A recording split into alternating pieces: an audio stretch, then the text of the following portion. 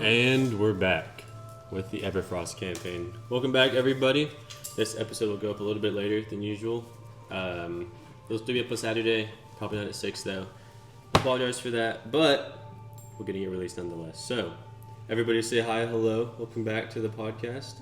Welcome back to the podcast. Okay, and we're going to go ahead and get right into session 5.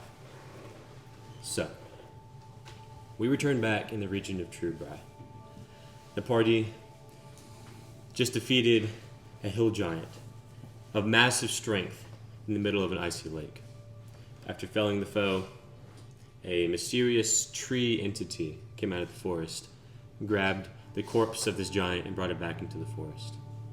Now you guys find yourself sitting around this icy alcove of a large and trashed lake with various remnants of what the giant left on the ground, pieces strands of his saliva and his spit from his mouth. There's blood still on the floor from the previous victims, and there's a giant hole in the ice that reveals what you guys were going to go for in the first place.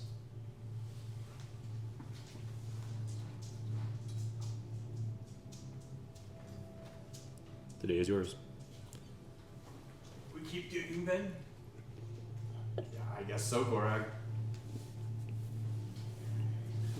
So you guys dig, and after a while, you find that you're able to fully reveal this cart, or at least the back of it, where you're able to pry into the actual storage part.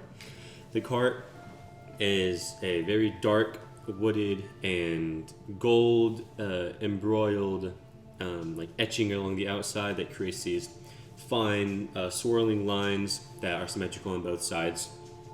All those that are a little bit older know this is the sign of an older kingdom before the Everfrost occurred.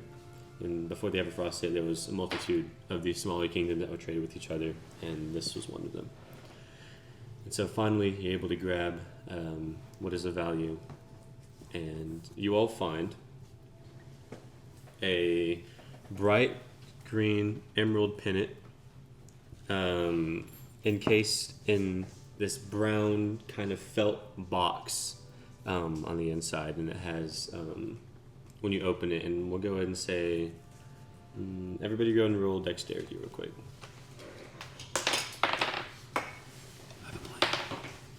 This flies.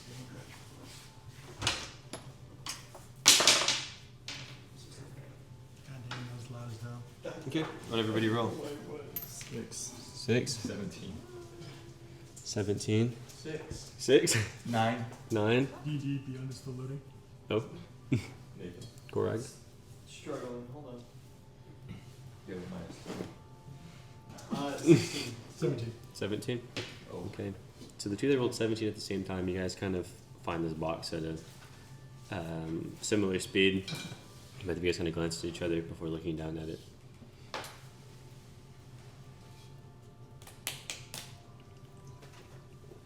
Okay.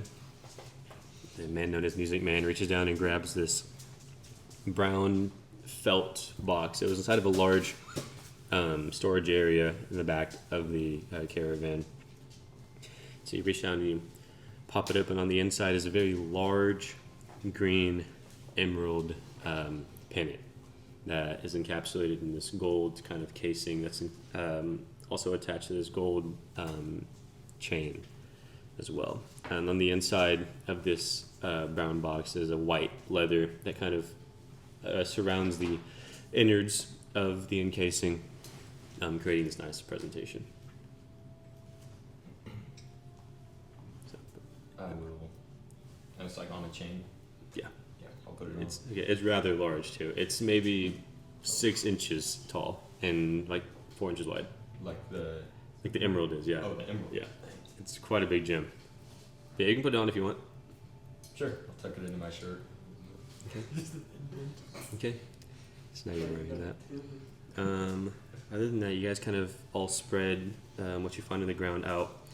You find a rather large, all of you find a rather large arrow with scales embroidered across the actual wooden part of the arrow, the body of it, streaking backwards and connecting to larger scales that are on the fletchlings. You also find a rather large bag, and it's this light tan with lighter white stitchings around the corners of the bag, with a large red kind of glass decor on it in an oval. You also find a large staff. It's black and metal. It swirls as it rises up, and as it rises up, some small scales begin to appear on it as well, before eventually reaching the precipice at the top, which is the head of a snake. And you also find, as it's spread about, 150 gold pieces, 200 silver pieces, and 450 copper pieces, and a box that you cannot open. How much coin? 150 gold, 200 silver, 450 copper. I'll split that up.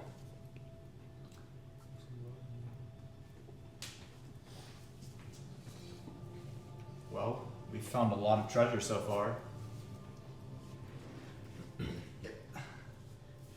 What's that tucked under your... Oh, What is that? found a necklace. Yeah, you see a really large emerald gemstone adorned across his neck. You okay there, bud? I'm not too sure that that's designed to be a necklace, Music Man. Well, it seems like the best way to carry it, so for now it'll be a necklace. Well, that's fair. May put a pretty good target on your back. In a town somewhere. Yeah, hopefully I can get it out of my hands faster than I got it in my hands. Looks like it probably costs a pretty big fortune. That's what I'm hoping. I'm curious to see if Yuki might be good with that staff. With the scales on it. I'll grab it. You grab How it? tall is it? Okay. So you reach towards the staff, and as you pick it up, it's weird. It has this scaly kind of texture to it as it rises up, and you begin kind of staring at it and concentrating. As of right now, it's just a regular staff with a snake's head. Okay, can I hit it like at the side of the box to try to break it to open it? The locked box, or the locked chest. Sure, go ahead and swing at it. You can roll a strength if you want. I didn't do it. Okay, you kind of slip on the ice a little bit because you're still on top of the lake. You kind of flail about, and you kind of just tap the side of the box before using the staff to stake into the ice and balance yourself up. Everybody gets 25 gold, 33 silver, and 75 copper. Split it equally. You said 25. 25 gold, 33 silver, and 75 copper.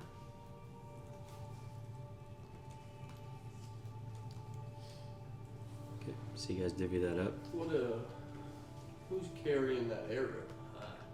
That caught my eye. They're all just kind of strewn about on the ice in front of you. I'll take a closer look at it. Okay. So you stare down towards this arrow, and as you do, go ahead and let's see. Add to your inventory. Let me find it real quick. It's called an arrow of slaying, and this is one of. Oh, there we go. Okay, this is one of a dragon arrow of slaying, and so I'll go ahead and add that during the break for you. That's the arrow of dragon slaying. And then there's still the bag and the box left about. They're And the rather box. rather large box, yeah. It's a rather large chest. And it's just got a lock on it that we can't. It doesn't have a lock on it. It's just you can't open it. Okay. I find it so odd that we can't open this chest. Do we think some sort of magic's holding it together? It could be. There's just I can see if that's the case for us, but it'll take me a little bit of time. I, I think time's all we have right now. I also don't like the position you're in as at the moment. It's true. We do word just detect, and then whatever attacked us is now gone. We don't know if it has friends or not. Right? If it has friends, we're in trouble. Well, so long as that, as we don't mess with those trees, they should leave us alone. Hopefully. So it's not our biggest worries right now. But I think the big worry is, I think we gotta keep going. This treasure's mighty fine, but still not what we're here for. I agree. So, what should our next path of travel be then? What's our next goal? I'll get what we came here for. It's still stuck in the ice. Just, is it? There's nothing left inside the caravan. The only thing that you don't know is what's in the box. So remind And the them, bag. the liar. What was this? Nobody's open yet, but it's just a small. I'll open up the bag. You open it? Yep. Okay. Oh. So,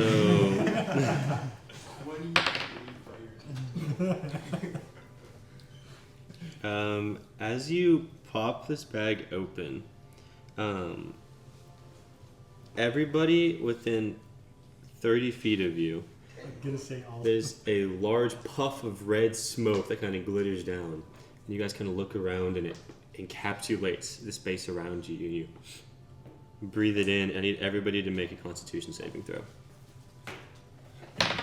Music man, what did you find? I got a 6, a 5, and another 5. I can't get myself bardic inspiration. can I? Not right now, no. Dang. Okay. Anybody roll a 15 or higher? 15. Okay. So Rowan, you're able to you're able to swat away. You smell a slight singe in the back of your nose, and as you do, you kind of breathe in a little bit. And hold your nose close, begin smacking away the dust around you. Horseradish. Everybody else, you guys begin choking and coughing uncontrollably, and for the time being, for the next 6 seconds, you're considered incapacitated on the ground. I'm just gonna run over to the closest person, Calvin, in case, and just kind of start shaking him, maybe slapping him up a few times across the Okay. face. 6 seconds Try to pass, make it work. and 6 seconds pass. Everybody that failed it, do another roll. Okay, 19. 18. 19. 15 or higher. You two? Alright, so still Korag, Imlet, and Yuki still on the ground, coughing uncontrollably as this red soot begins to kind of cake up in your throat.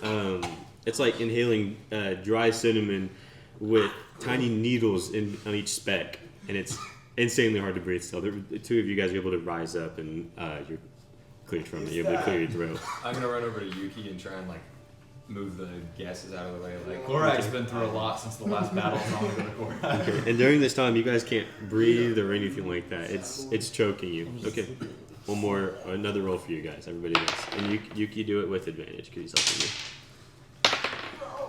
you. Okay, you have advantage. You have You have advantage. advantage, you have advantage, you have Got advantage. it. Try again. There we go. there we go. 15. 19 plus. 21, I got 15. Okay, Emmerich and Yuki, you guys are able to quickly sway the way this powder. Gorag, you inhale some more as you try to exhale, and as you do, it begins going further and further down to your lungs. For the past 18 seconds, you haven't been able to Gorag, breathe. stop breathing it in. I'm gonna try and help him. Okay. Hold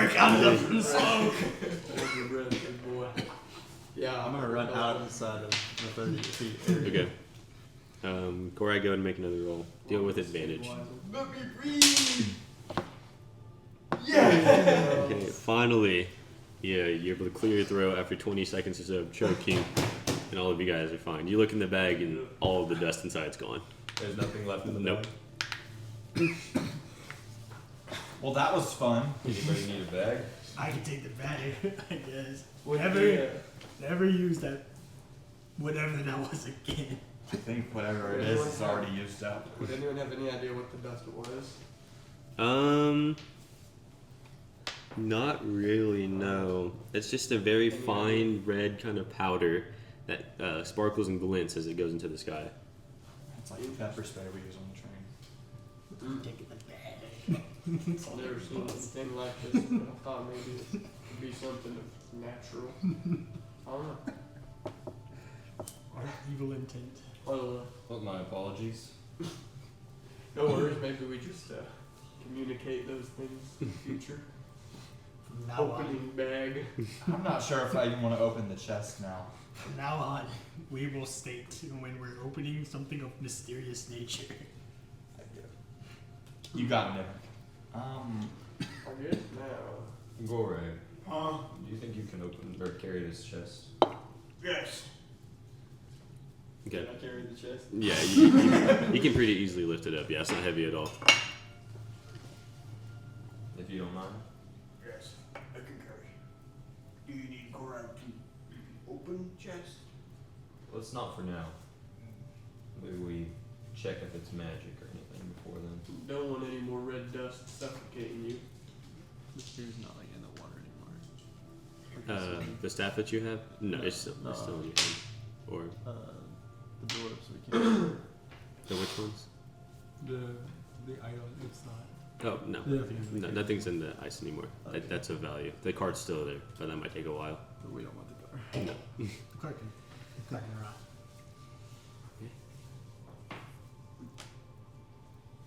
We should head somewhere safer. We should head back to that way station. Where would that be? So you guys gonna make your way back to the way station? The person that would know best of where it was is the person that probably led previously, which is Gorag. And we're going. Just back to where you came, yeah. To Back the way, where we came. to the way Lead the way, station. Gorak. Alright, I'll try and lead the way. Go ahead and you can either roll survival or nature. I got a +1 to survival. We are not getting we got a 6. A 6? To 9. 9. A 9, okay. And so you guys begin making your way back and following Gorag, assumingly so that he knows where he's going. He treks as he does. His path is uneasy and begin navigating. You see Gorag is walking. As he walks, he puts up both hands with L's on both hands and decides to follow one of them. And he walks for a little bit. Go ahead and everybody make a perception check.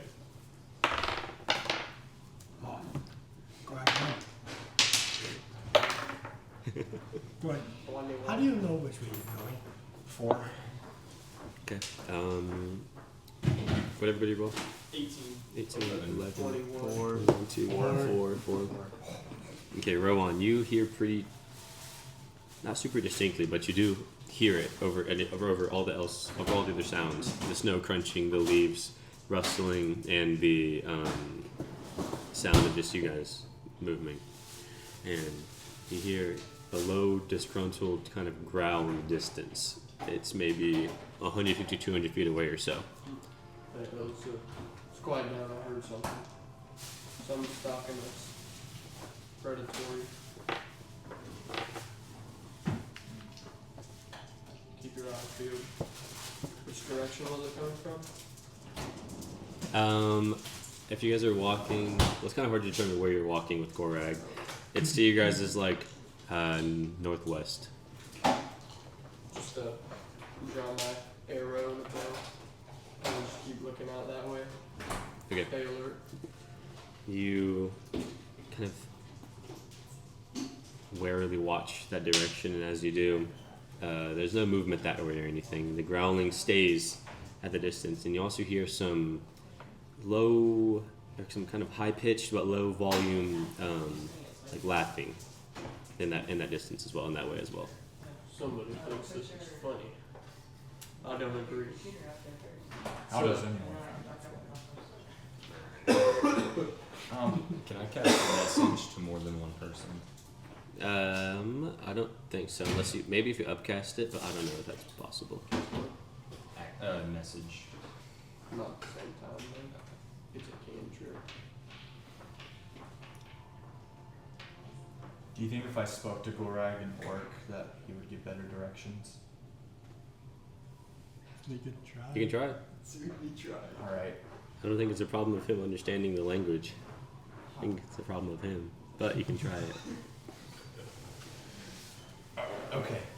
Let's bust out the orc skills. Gorag, you going right direction? My good sir, your orcish is absolutely terrible. Me sorry, Gorag. Do you know where you're going? I haven't the foggiest. Alright, thank you. Yeah, Gorag has no idea where we're going. I couldn't pick that one out. But I'm more scared Your of orcish this needs laughing. support. My bad.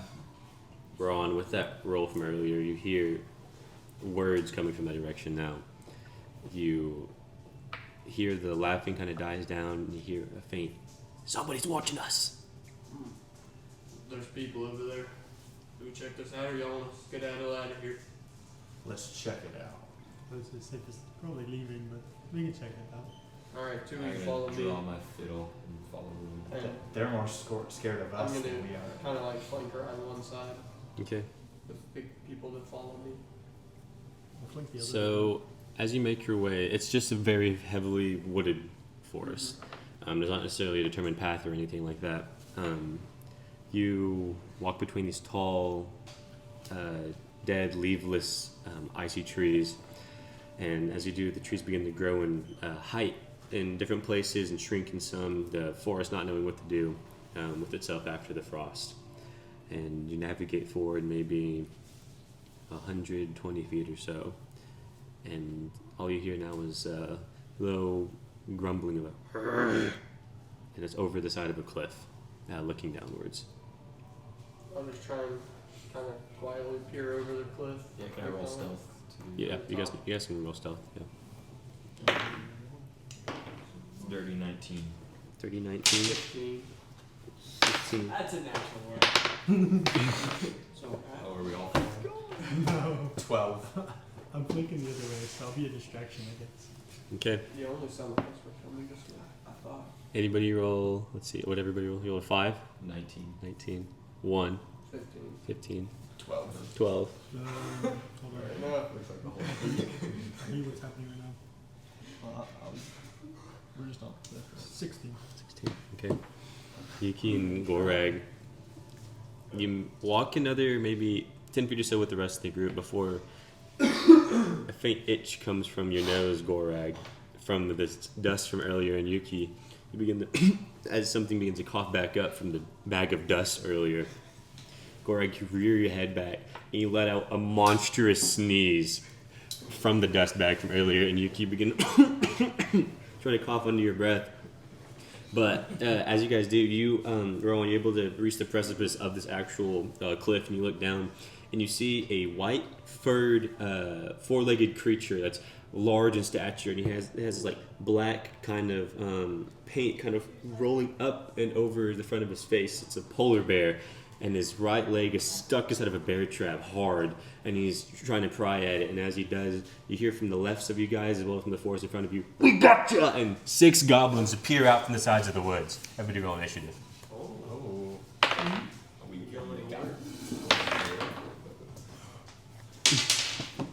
Percentage of 10.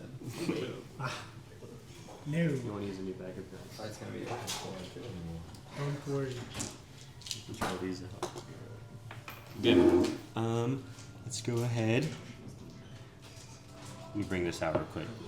We might need to clear this part right here.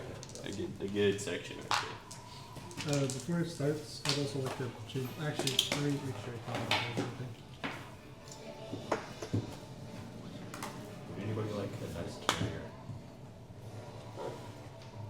Yeah. I'm okay, thank you. The map is a little bit big, so we might need to move some of the other stuff too. Every circle is a big tree. Map's got left to see. Let's do initiative swap with music. Okay, let me write everybody's down real quick. I got you. What'd you get? 13. Well, no, 15. Well, you have a 4 now. Well, you also are supported, so I kind of need you first. Yeah. Go ahead and put some of this down real quick. I'm supposed to cover this. There's a lot of need. So yeah, this is the top of the cliff looking down. I don't have my mini. I knew I was gonna forget something. We have this RA piece for you. Yes.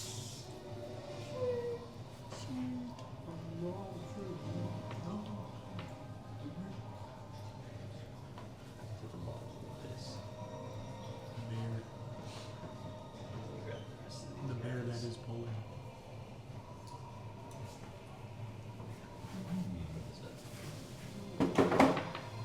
Be the red RA piece. Yes. Favorite color.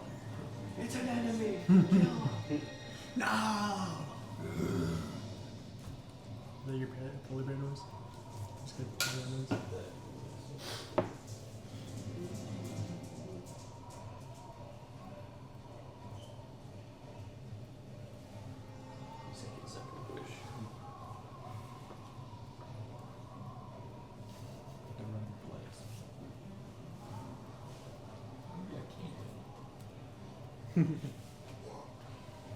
Okay.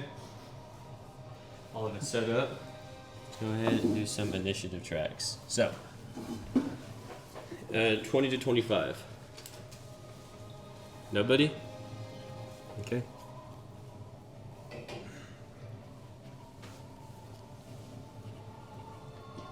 Nine or 15 to 19. 15. 15. We slow. We. They're surprised us. My defense, I got red stuff in my lungs. 10 to 14. 13. Good number. Yeah. 13. 13. 12. 12. 10. Okay. Which one of you two want to go first? Out of the both of you. Erwan, go first. I got more decks. Erwan, Gorag. And then you rolled a 12, right? Yes. Calderon. Okay.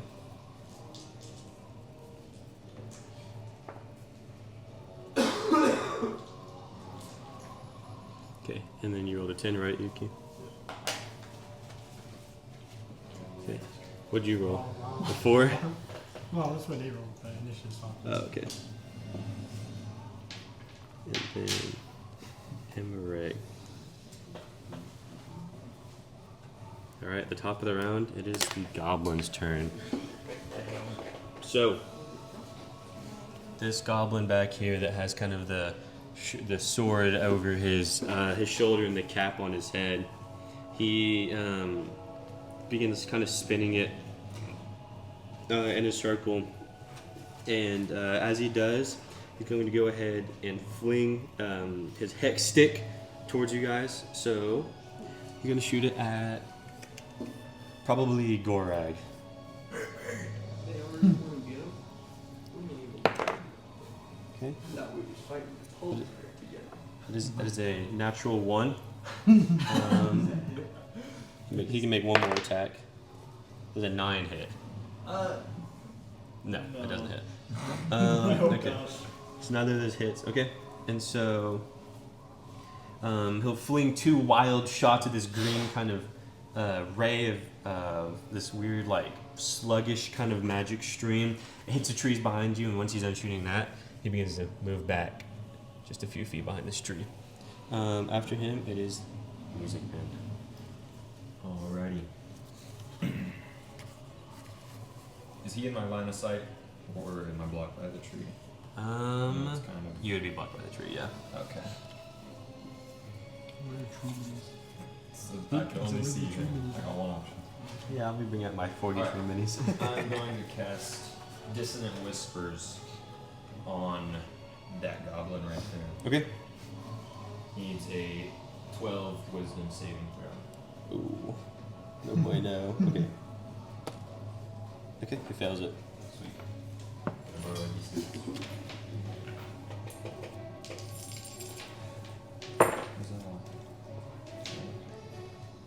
11 damage. 11. Okay. And you're playing this with your Yep, I take out my fiddle. fiddle? Okay. So you draw your fiddle and you play a sharp and piercing melody. As you do, it flies towards his goblin, and he drops his weapon, he grabs his hands over his ears, and he begins to, you hear him like try to mummer something, and his hands kind of cup over his ears. Is it any of your turn? Yes, but he's also frightened. Okay. Okay. Next, it is him. So, he's frightened, and so now he won't be able, as long as he's within line of sight of you. So he moves this way, and then once he's there, he becomes unfrightened temporarily. And now he's going to, drops his weapon earlier, so now he instead draws a short bow out from his back, and he knocks an arrow and he flings it towards the polar bear. It looks like he's in a frenzy right now. Definitely hits. You would do. Oh, okay.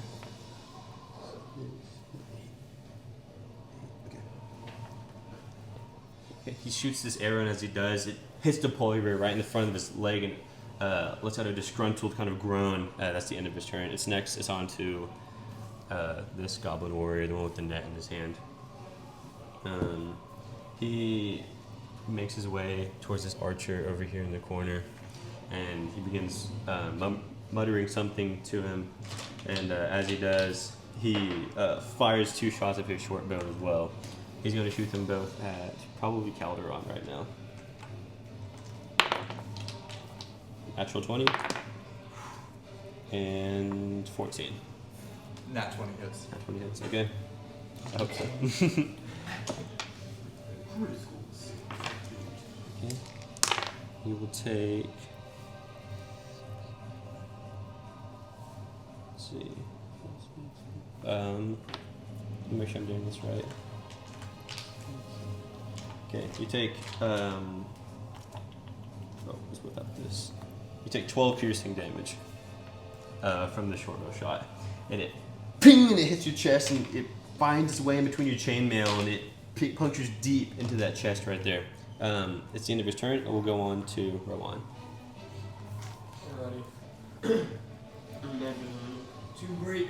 I'm gonna take a step back and use. I have 10 extra feet of movement due to dreadful ambusher. So 5, 15, 20, 25, 30, 35, 40. And I'm gonna use my action to hide. Oh, that's a goblin right there. Yeah. Never mind. I didn't see that guy. Back in the left. He's sneaky. Uh-huh. You can move yourself between those 2 trees right there if you want. Back in the left. Yeah, I'll do that instead. Since I didn't see that guy. Okay. Look up right there. And I'll still hide from there. Okay. Yes, I say go ahead and roll stealth. 25. Okay. And that'll end my turn. Okay. Next, it is Gorag. Yeah, Rowan's able to kind of flee backwards and put his back against one of these snow crusted trees. And as he ends his turn, it's over to you, Gorag. After Gorag is Calderon. How tall is the cliff? Like a drop, like a 15-foot drop. Is it into snow? Yes. It's still the ground, but yes, it is in the snow. I'm trying to think how much would it hurt if I just jumped down. D6 damage every 10 feet.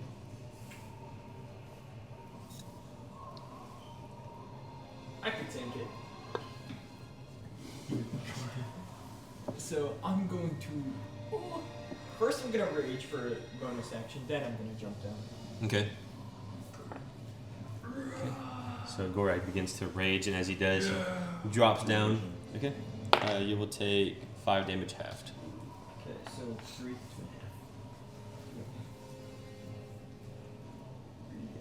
I can live with that. And then remember, after him is Calderon. So Calderon, get ready. Okay, I'm then going to just gonna beeline it towards that guy. Okay. So you move 5, 15, 25, 35. 30. There we go. Okay. End your turn. I'll dash. Okay.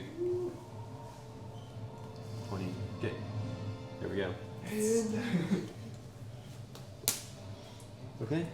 After you, Calderon. Let's see it. Okay. Don't worry. Gorag rushed towards 2 of the goblins earlier. The one that ran towards the one that seemed like he was kind of commanding one of the other goblins with a short bow. He ran over to him. I kind of go back a little bit to get out of there. You have to go around the tree. Oh, yeah. It walks through trees. Just walks through. We'll go here. Sure. Okay. And then I'd like to cast Cure Wounds on myself. Okay. Okay. That heals. Oh, 2 of them. Okay, well that's good. Heals 16. Go 16. Yep. All right. So will that end your turn? Yep. Okay. So it is 2 of the goblins' turn. It's the 2 on top of the hill right there.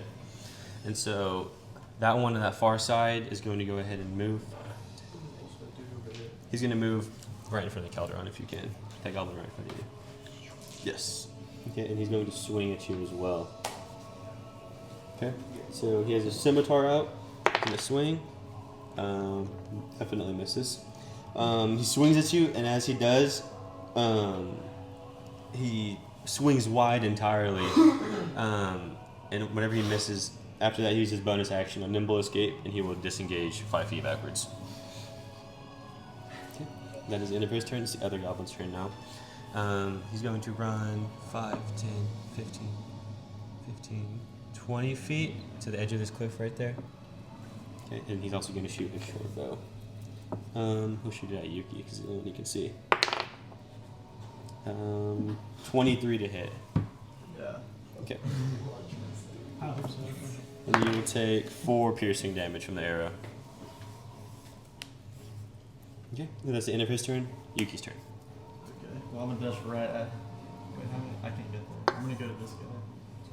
25, 30. Okay. And I'm gonna 2-weapon fighting, stab him twice. Okay, Attempt then to roll stab to him twice with 2 daggers. 11, 11. 12, Okay. and 16. Okay. So go ahead and roll damage on the 16.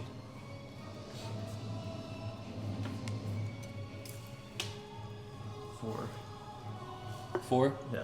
Okay, is it with daggers or what? Yeah. Okay. So you plunge down towards this goblin.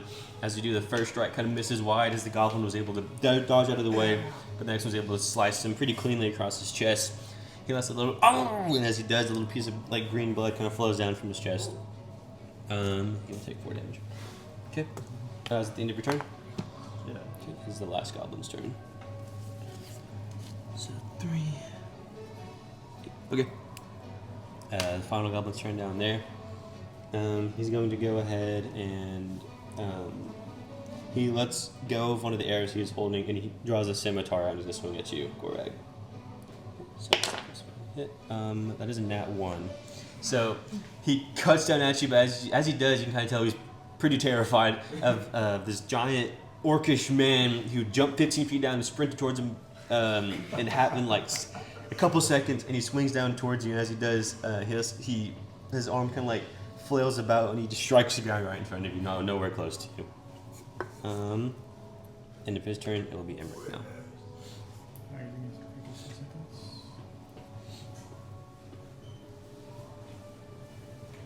Damn. Okay, so go too far. Thought about something funny. So that'd be 10, 15, 20. Here, actually, it didn't work. I would like to go here. Okay.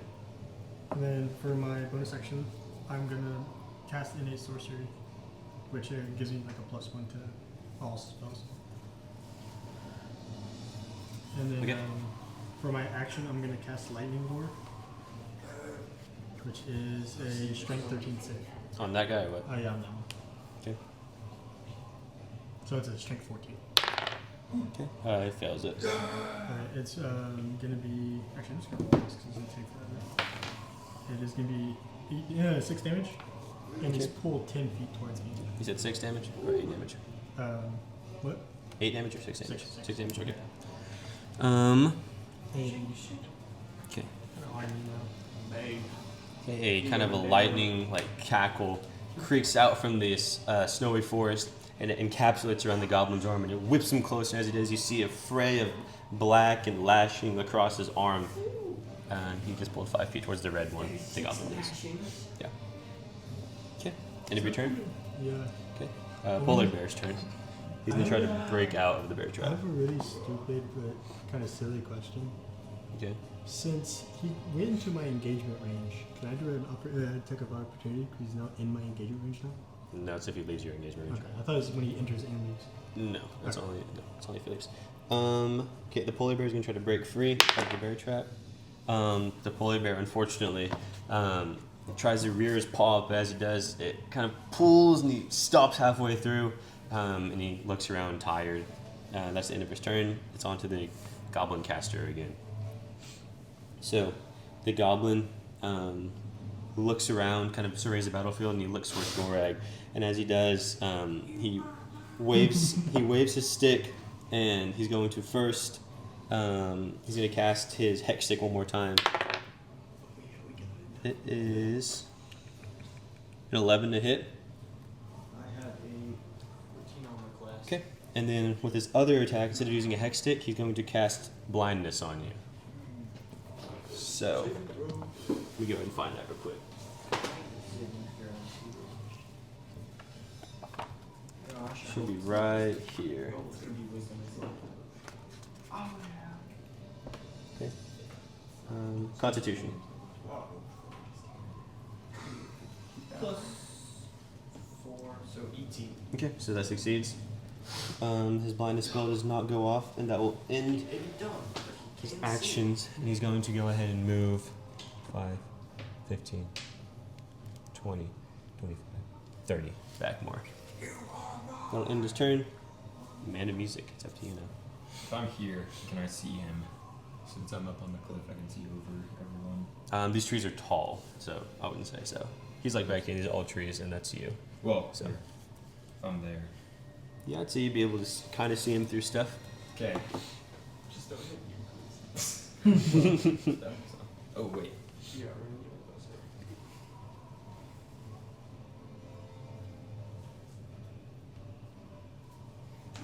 Just outside. Yep. Jump.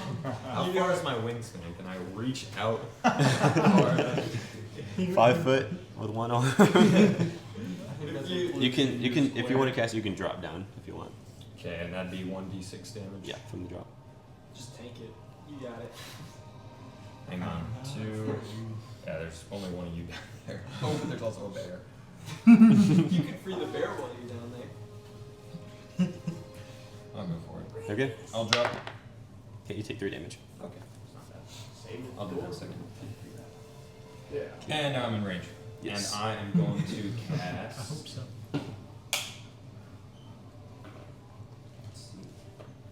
Command on him. He needs a 12 wisdom saving throw. Okay.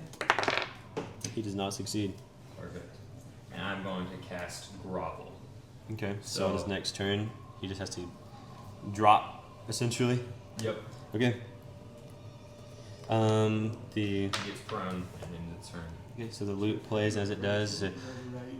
A long purple kind of stream, pinkish flare, accumulates over everybody else, and it pierces the ears of him. As he does, he begins to kind of pull at his ear, and then on the next turn, he'll be prone. That'll be it. And I'm going to cast, what's it called? Bardic Inspiration Okay.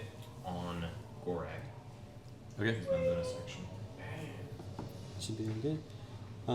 Next is that goblin warrior right here. So he's going to move forward. So He has no idea. 5, 10, 15, 20, You guys have no 30 feet. He's gonna go ahead and dash actually, and make his way right there in front of you. That'll end his turn. It's the goblin. It's this goblin with the net's turn now. So this goblin's going to do 2 different things. First, he's going to try to net you. Oh, we're not looking too good. Just because they're around me. Now that just means they don't have to. It works like that. That's like chivalry. We needed this guy in this. There we go. Okay. We gotta use some of these items, boys. You need to take. Open the bag, see if it sprays. Okay, you need to make a dexterity saving throw as he throws his iron net at you. Damage on dex saving. And it's Yeah, you Yeah, can. you can. Yeah, put shove as an action. Yeah, if you look in the Thank actions, goodness it tells you it's a big line of like. What'd you roll? So Bardic is a Yeah, actions D4, are right? like It's a 9 Oh, bar. it is. You have to declare it before you take the roll. Crap. Okay, so does an 11 Hang on. save? Wait 1 second. Oh, It goes 5 feet. When a creature fails a d20 test, Yeah, he's then fine. he rolls the bar Oh, okay. inspiration die. Okay, you can go and roll if you wish. That's like 7. What'd you roll? Yeah, you're one away from succeeding. dang it! So I got a The iron chain and the iron net envelops you, and as it does, you become restrained inside of it. That one's So while you're restrained, your speed is 0. Attack. All of your attack rolls are disadvantage. All attackers have advantage. You have disadvantage on dex saves. Okay, and then he's going to, swing down at you with his weapon. So he gets advantage on you with a scimitar. Angle like that. That's the first one. Try skipping around. Okay. Does a 15 hit? Yeah, It's close. Okay. You take 8 damage, half 4 damage. Or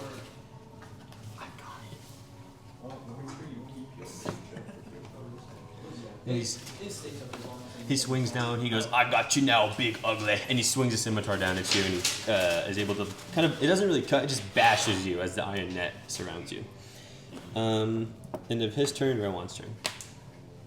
Alright. I'm gonna run out from hiding and Okay. spear tackle this dude off the cliff Okay. and sort of use him to absorb my fall. Okay. What Go do I gotta ahead. do for that? I'd say do a shove. Okay, you can either do a shove attempt or a grapple I'll attempt. grapple because I wanna like. Okay. you want I wanna go with them. So it's land on athletics. So your athletics versus either my acrobatics or my athletics. them. Okay. You're literally doggy fighting this dude. I'm gonna use my inspiration to roll my natural 1. Okay. 3. All right. You kind of out from hiding, you begin sprinting towards him, and he hears you almost immediately. He turns around, he begins to brace, and as he does, you kind of try to wrap around it, but he's able to drop his shoulder towards you, and he's pretty sturdy for how small he is, and he's able to kind of hit you in the hip in kind of a sensitive, like nerve-pinching spot, and you kind of back up a little bit. So the grapple attempt fails, but you're within engagement range of him now. Natural 1, he just sidesteps you. There. Thank good down. Just gonna pull out my short sword, and that'll be the end of my turn. Okay. After you, Gorag. So can I like? All try of your and- attacks have disadvantage. That's all it is. Can I try and wiggle out of the net, or Yes, do I you- just gotta like? live Yes, with you it? can. Try swinging, dude. You can wiggle out of it. Let me check real quick. Swing at their ankles. Actually, that's not much of a disadvantage. They're already. Go ahead. Are you gonna try to roll out or get out of it? Go ahead and roll the check. I'll tell you what you need to make. Okay. What did you roll? 4. Okay. You do not succeed, but it is athletic check to get out of it.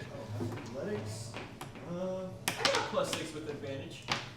The +6 Yeah. With advantage? Two. So you got advantage. Yep, and I have advantage. with the what's it called? So a 4 is the highest. Okay, so Plus 6, so it's 4 10. turning into 10. Okay. You're one off again. A regular net has a 10, and iron net has 11. So is that my action? That is, let's see, yeah, it takes your action to do it. The net is perfectly fine still. Okay, I'm going to take a bonus action to keep my range up. Okay. Yeah. Yeah, that's end of your turn. It's down to Calderon now. I weave through the trees. I see this fella, and I want to cast Sacred Flame on him. Okay. Let's see it. It's a dex save, I'm pretty sure. Yeah. Oh, okay. What do I need? 12. Okay, he rolled a unnatural 20. 18 plus 2. Are you rolling? So he takes half damage. No, because it's a cantrip. Okay. That's right. Okay. As you begin to kind of spittle this towards it, you kind of you're trying to interrupt the tackle attempt, and that's happening in front of you as you're unable to kind of pinpoint the location of it, and you finally get it off, but it's just not strong enough. Okay. It's the other goblins now. So it's the one that has not been hit yet. So this one will be next. One more time. He's gonna use a scimitar again. He gets advantage against you with his attacks. Okay. Dirty 20, dirty 19. Both of those hit. Just one attack though. You're going to take. 5, 6, okay, 6 damage half, 3. This whole combat, you've been in a big net, and they've just been beating you over and over again. Whacking for it. And then it's the other goblin as well. I believe it's that one up top. Yeah. That one up top. Yes, because that one went. Which one of those went last time? Is that That one went last, so it's that one next. Okay. So, it's that guy's turn. He's going to swing at you with his scimitar as well. AC is 16. A 19, 15 plus 4. I can Yeah, take so it. yeah, hits. And then he does not have the advantage, so it's just d6 plus 2, 8 damage. Okay, so the scimitar cuts into your arm. As it does, it kind of is like a little leathery patch, and it's able to cut pretty cleanly up there. And it's from like the bottom of your bicep to the top of it as you kind of try to roll into it. He's going to take his bonus action to disengage with his nimble escape. So he disengages, and he's going to move. He moves back 5 feet. He's just close. He's going to look left and right, and he's going to hop down as well. So it's Now you can just land on 6 damage. Okay.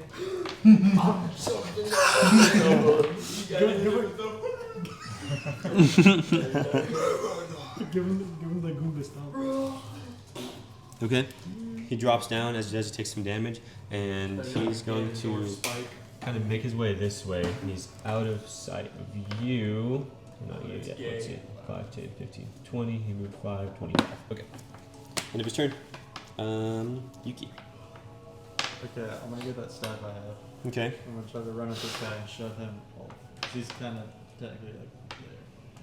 Is there missing? You can definitely try. Okay, what would I? It'd be a grapple attempt. Yeah. So you will roll. Are you just shoving You trying to do him the off same the thing ground? he's doing, or are you trying to shove him Just off? shove him off. Okay, then it's a shove action. So it is your athletics check versus either my athletics or acrobatics.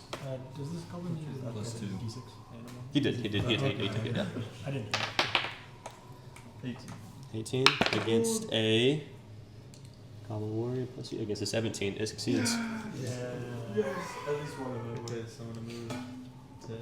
Okay. And just try to push him off. You can either knock them prone or push them back 5 feet, whichever one you want to do. 5 feet. Okay. Mm-hmm. 10. You need 10 feet. to Push He was him on off. right. He was with that, so Diagonal's 10 feet. but he's not all the way. If you push him that way 5 feet, maybe he'll lose his balance and fall off the cliff. I'd go ahead and say you push him off the cliff. That's I'd make it more cool. Okay. So he'll take d6 damage on the way down, and he breaks his neck. He lands, and you hear a loud snap, and when you look over and you see the goblin is just contorted on the ground. He falls dead. Okay, I'm gonna jump and land on top of him. Okay, so you'll take d6 damage from falling on him. Okay. So you make your way down, you land in his space, you take 4 damage from falling. He's definitely down. No goblin saw it happen though, so that's good. That'll be the end of your turn. Okay. That it would be that goblin's turn, but it's not his turn anymore. Emmerich, your turn. If I like drop down and grab the ledge to drop down again. It's like a straight cliff face. Like it goes off and it might bend down a little bit. No, I'm just saying like if I can just like no, I'm like the heaviest one in the door. Like slowly make your way down. Kind of just like I want to say like grab the ledge, you know how like you just hold it like that and let it go. So I could Yes, but I would say because that would cut down like half of that. Because this I'm like 5 foot. I'd say half your movement for sure. Oh yeah, I don't care about movement. I'd say I half of feel your about movement. like 14 hit points. I'd say half of your movement, and then improvise, take an action, kick down Take an doors, action, perform a yeah. miscellaneous skill checks. Okay, yeah, it take an action and half your Alright, movement. yeah, That's it. that's fine. So you're able to make And your then way. yeah, let's do that. I have 15 feet left. Yes. So I'll be down here. And I want to move there, so I guess that's 5 because it's already like Yeah. 10. And then for my bonus action, I'm going to take a level 1 spell slot. And turn it And into I'll turn sorcery it to points. two sorcery points. All right. End of your turn. Yes. Polar bear's gonna try to break free again. Oh, the polar bear once again tries to wrench his arm up, but as he does, you hear the metallic clanking still logged onto his arm, and he drops back down. End of his turn one more time. It is one more time the goblin hex's turn.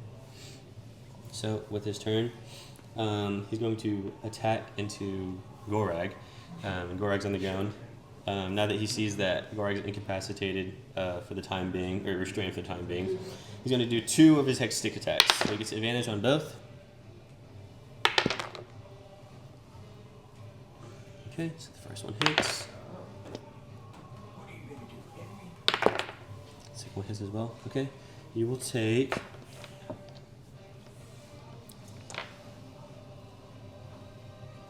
Physical damage. 6.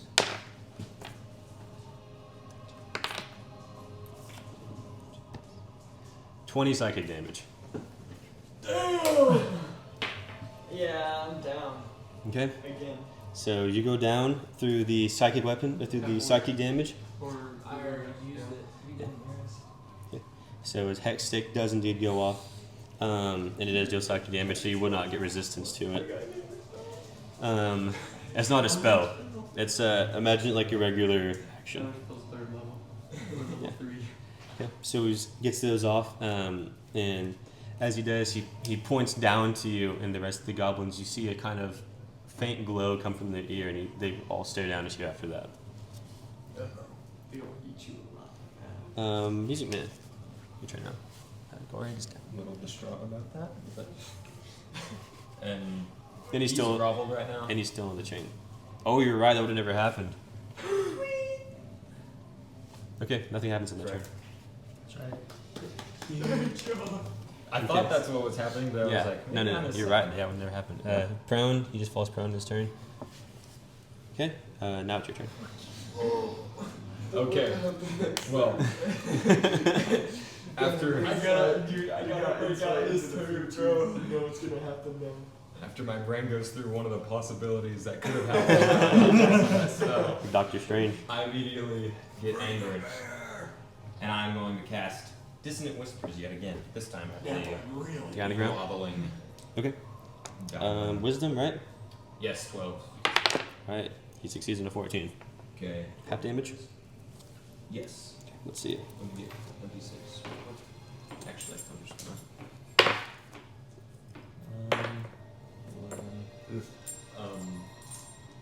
11 half. 11 half, so 6. Okay.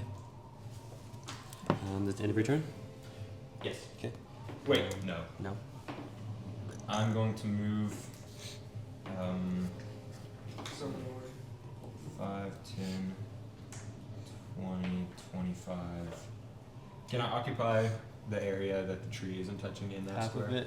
Yes, I could say, yeah. Okay. You kind of squeeze in between the 30. two. Okay.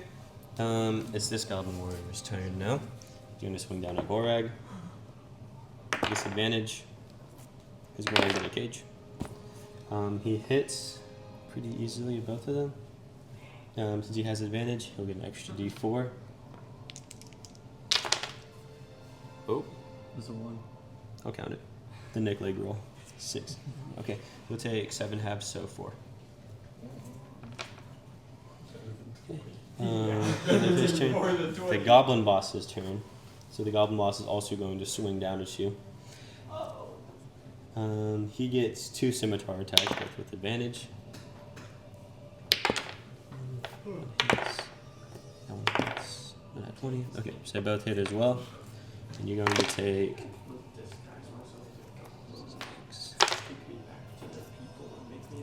6 damage. Hey, that's an option. Is that half? Yes, yes. It was 12 in the first place. But I think I can make As he cuts down at you, he goes, "Kill the big ugly one!" And he bang, bang with 2 scimitar strikes, and it's blading its chain over and over again in this corner. Everybody that doesn't see it just hears it's like chains in a violent storm banging against this fleshy kind of metallic entity. So that's the noise that you guys are hearing right now. It's the end of his turn. Red one. Alright, I'm gonna walk to the edge. Do I see this guy? I'd say yeah, sure. Yeah, you Okay. And I'm gonna take out my longbow and take a shot at him. can. Okay. Are you within minimum or? I mean, yeah, minimum's 150. Okay. If You're good. it's That was good. wee balling. So disadvantage Let's or see it. regular? Regular. Let's see it. Let's see it. Yeah, 23. 23. That definitely hits. Let's see the damage. D8. 10. 10 damage. Piercing damage. from the Alright. top ropes. Okay, I got 20 feet of movement. Can I So make the it? arrow flies down. It's able to kind of it punctures his shoulder from the backside and comes out through the front. You can see the end of the arrow coming through, and he kind of looks at it and he starts grabbing at it and he begins freaking out. Good. He's also slowed, so he has 10 less feet of movement. Okay. And then that'll be my turn. Gorvag and then Calderon, you're after Gorvag. Alright, Gorvag, try to break free. Yeah. Yeah, that's a 19. You very easily break free. That's your action gone though. So Okay. you're able to erupt in this burst of chain, and as you do, you stand up, and the chain of the linkage of the actual chain burst out and cascade across the entire forest, making snow kind of pummel down from the trees, creating like a big fireworks show of snow. Now you're standing up. Okay, no action, but everything else. Can I kick one of them as a bonus action? Or No. would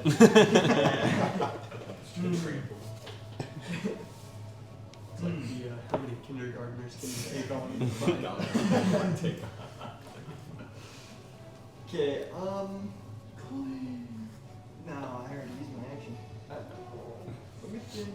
I'm just saying what you wish you could do. Yeah. If you keep your rage with the bonus action. Yeah, I'll just keep my rage with the bonus action. Okay. You stand up. I'm gonna wear your skin! The Better have my pinky toe. Calderon, you're next. Alright. I'd like to move to this vantage point. Okay. And I'd like to, if I can see him, cast Sacred Flame. Yes. Okay. What do you need? Wisdom, right? Or is it Dex. dexterity? Dexterity? Okay. 14. Okay, that Yes. ends my turn. This goblin kind of sidesteps and doesn't realize that it's being casted, and as he does, you once again just can't let it go. The flame does not erupt from him. So, Need to work my game. so it's goblin number 2 now, which I believe is that one. The ones on the hill, he was first, and then that one. Yeah. Okay, yes. So it's not him yet. It's this one, and then it's him, and then it's Yuki, and then it would be him. Okay, so this one's turn next. Looking up at you, now it's kind of weird because he doesn't have the fear that you would think he has, just because it's more so the strength and numbers that he has around him. So he's going to swing one more time his scimitar into you. It's an 18. Yeah, Okay. it's, No advantage this time though, so you'll take 2 damage. yeah, I can do Okay. it. Fairly, but He tries to back up a little bit, but as he does, the goblin boss next to him smacks him in the back of the head. He goes, "Where are you going?" And he brings him back into the into engagement range. 3 minutes later. That goblin is next. He's going to move and use his dash, and as he does, kind of looks at his shoulder and he begins to scurry and he cowers into the woods off the battlefield. He runs away. You better get out of here.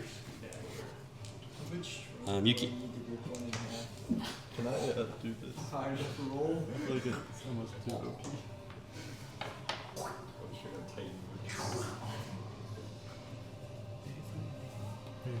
Any of my choice. No, that's what you have. Okay, well, I'm gonna run 10, 20, and get under this tree, hiding. If that works.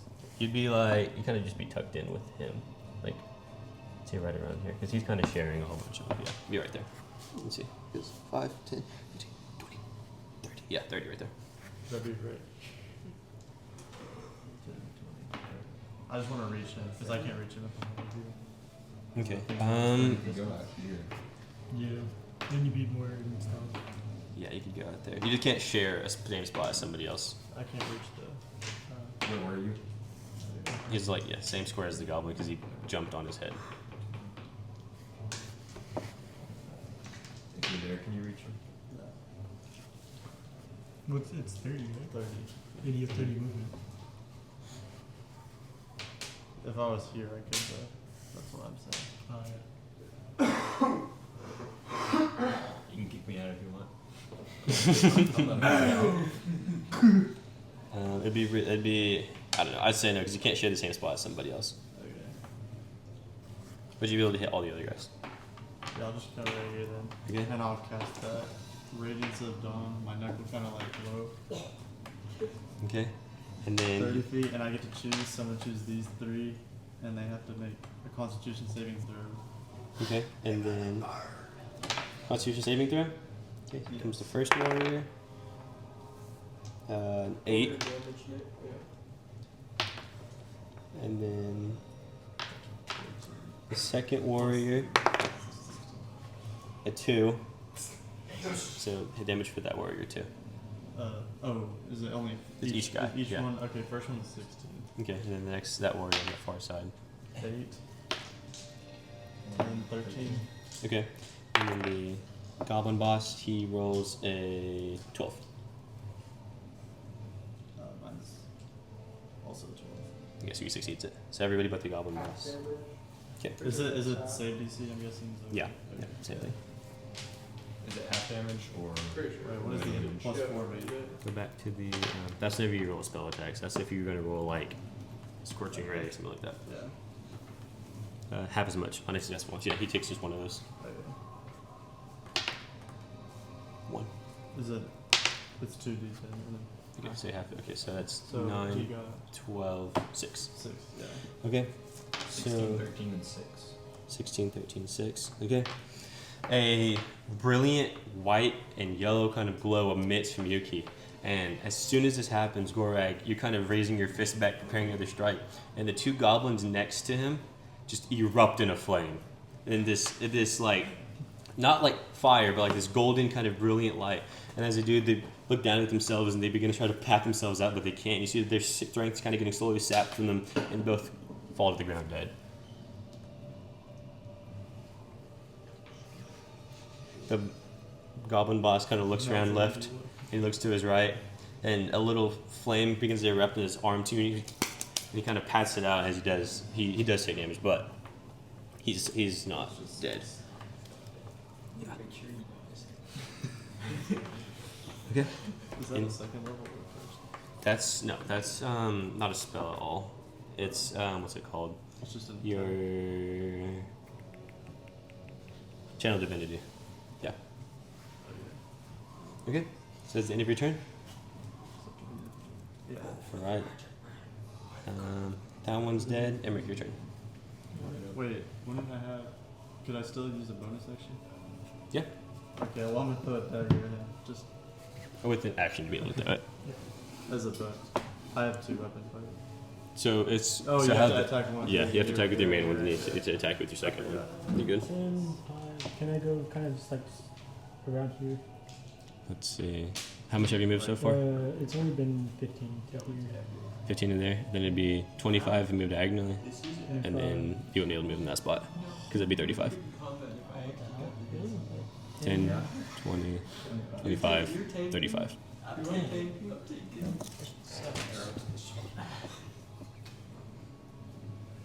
How tall? I guess for this is Can we come into this? Yeah, it wouldn't help.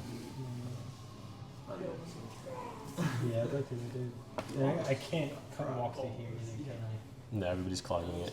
No! Good thing it was just Well, using his imagination. Yeah.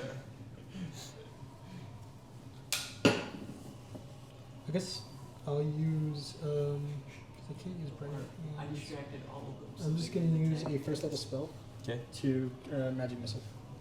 Okay. Which one? This one. Yeah. Okay. Just kind of like shoot it like artillery, just kind of straight up, just kind of that. Okay. So I'd say if you shoot it straight up over the tree, it wouldn't reach it. Just go around the tree because the trees Yeah, are. I would just want above my normal teammate, so set. it's just Okay, kind of yeah. like coming in like that. Okay. So roll damage for each of them. Okay. It's gonna be 1d4 per. So 1d4 plus 5. I need d4s. I don't have d4. For some reason, I had like 6 when I started. That's all I need. Take them all. I don't want them all. I only need 3. What's that one? 2. 2, 4, 1. So 2, 3, and 5. 5, and then how much extra? So 8 damage with plus 3, or is it plus That's just plus 1. plus 1? Okay. Yeah. So 5 damage, Well, 8 for each bolt. so what? 3. So 10. 10 damage. Okay. Total. So the bolts are able to fly up and over Gorag, and you see more lights kind of shining above you, and they strike down the goblin in front of you. The goblin takes 3 pretty mighty blows to his chest, and he looks a little bit hurt, but he's still standing. I'm also going to be moving this way as well. So Okay. End your turn. Yeah. Polar bear's gonna try to break free. He breaks free. Oh, So, no. The polar bear is If the bear tries. the polar It's a bear big is if. able to finally he kind of puts one paw on top of the bear trap, and Calderon, you see this, and he props it open, and whenever he does, he flings his hands free, and he's able to stand up. He is pretty monstrous in size. He's maybe like 7 feet whenever he's standing up, and he stands up with his arms above his hands or above his head, and you see that long kind of spot where he was clamped by the actual trap. And he slams down, and he sprints as fast as he can towards this action over here. So he moves 40 feet. So he takes up 4s. So 10. He'd be like right here, and he tries to squeeze through these 2. He's gonna try to strength through it.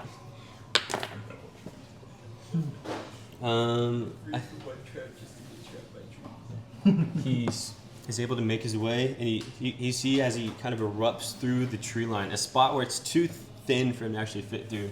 He's able to splinter the wood on both sides, and he goes for the nearest goblin that's dead on the ground already, and he grabs him and he starts thrashing him with his mouth to side to side. That'll end his turn. This goblin's turn. So he's up now. He sees everything that's happened in front of him. Since the tree's kind of blocking his vision, he only sees the goblin every once in a while flailing like this from the guy's mouth, from the polar bear's mouth. And so, out of fear, he's going to, instead of using one of his hex sticks, he's going to spellcast, he's going to cast Grease. A big puddle right there. Is he bloodied or anything? Does he look hurt? The hexer? Yeah. No. Let's see. No. How many feet is this? It's, I think it's early to 10. I think it's 10 by 10, isn't it? I want to say it is, but I can check. I We all slipping. I know it's Greece right here. I meant to say that. It is a 10 by 10 cube. A 10-foot square center. Okay. So it's a 10-foot square, and so it's this blue square spot from right here. So it's quite literally everybody. It's which cube? This blue one. Okay. I'm outside. Yeah, I'm outside. So it's Yuki, Gorag, Polar Bear, Goblin Boss. Oh, are you not? Nah, I'm like barely outside. So, yeah, so all those guys, and I believe it's dexterity. Yeah, I think it's dexterity. Something's interesting with the lightning lord. Make a dick save. Yes. Something interesting I read about the battery lightning lord. If they end within 5 feet of you, they take damage. It's a max of 15. It brings them back 10 feet. Meaning, no matter what, you do damage, right? Kinda, yeah. So what is that? What is the final, like, they don't end within, I guess if they succeed? The Polar Bear slips and falls. Slipping. The Polar Bear mid-thrash, his front foot kind of collapses under him, like through the weak foot, and he crashes to on his side. The goblin spits out of his mouth, mangled and chewed and soaping wet from his saliva. Korag, you make a dexterity check as well. A saving throw, so this is the goblin boss. So +2 with advantage because of ninja said. Yes, you as well, Yuki. And 18. A dexterity. Yes, dexterity saving throw. You good? Okay. Everybody except for the polar bear is fine. So the polar bear slips and falls, and that's the end of the goblin. Oh, not yet. He's going to move back as far as he can, 15 feet, and then he's going to one more time cast his Vex stick. He's gonna shoot it at. Didn't he cast grease? Yeah. He can make a multi-attack with that. So it's either 2 from his hex stick or 1 with the spell cast and 1 with the hex stick. So he's going to do that at Emmerich, the only one you can see. Does a 7 hit? No. Okay, he Thank misses. God. Flings wildly. That's to be the end of his turn. MM, your turn. Big magic man. Man magic. Man of magic. I got 3 really The good music. options. Yeah, One it's spell really good slot. magic. Okay. Go with D6 and have it. That's what you do. Okay. I Also, they really couldn't spell. No, you can't target the same okay. thing? It's only an upcast. I know this guy like squeezed through the trees. Is any part of him within 5 feet of that goblin? Part of him? Yeah. Hit the bear. Any part of him? Yeah. He was like. I'd say he's right. Sleep is 5 foot radius sphere. I'd say, yeah, he's probably right. Wait, 5 foot radius, 10 foot diameter. So Yeah, he's probably good. okay. Sleepy time. I'm gonna cast sleep on the goblin boss and the polar bear, Okay. and they need a 12 wisdom saving throw. Okay. Otherwise, they are incapacitated. This is for the polar bear, not 20. This is for the goblin big boss, not 1. The boss begins to, and he slips in the grease, and both feet kind of fly from under him, and he unconscious on the ground. The polar bear is just trying to fling up. His jaw's still trying to grab onto the goblin that he dropped out of his mouth. Yeah. It would be the goblin warrior's turn, but he's I'm dead. gonna move Okay. to. Let's see. I'm here. I am on that limit, so you'll have to come Yeah. first. We'll see. 10. I can't occupy, but I can walk through. Or Yes. His 5 foot diameter. You'll be able to squeeze through him. okay. I'll be right here. Okay. Yeah, it's the goblin boss's turn. Does he make a saving throw after that or no? Let me double check.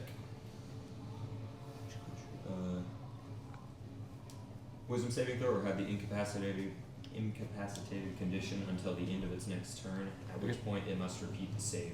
If Okay, it fails so- its second save, it's unconscious condition for the duration. Okay. Wisdom saving throw, right? Yes. Here we go. 12, you rolled a 2. So, he's fast asleep right now. End of his turn. Rowan, then Gorag, then Calderon. Alrighty, I'm gonna. Can I get down the cliff without taking damage? Yeah, just have your movement and take your Okay, action. I'll take that. And it takes my action. to Yep. do that? Alright, that's alright. So 5, 10. And that'll be my turn then. Okay. Gorag, Calderon. Interrogate boss or kill him. Kill him. Kill him it is. Okay. Okay. Swing down at him. You get advantage for sure. Or attack the guy who's not asleep. Oh, that's true. Well, Puncture a Well, I puncture. have to walk through the grease. yeah. And I Tempted. might Tempted. you have advantage. Yeah. Oh yeah, you're right. Probably. What's the worst that could happen? What are you swinging at? He's not. He's trying to get to him. Okay. Oh, so, him? Yeah. So. I what, guess it'd so. be 5 or 10. Before you move, you make a dex check. Yeah. Good dex Check or saving throw. Yes. Okay, so it's a +2 with the.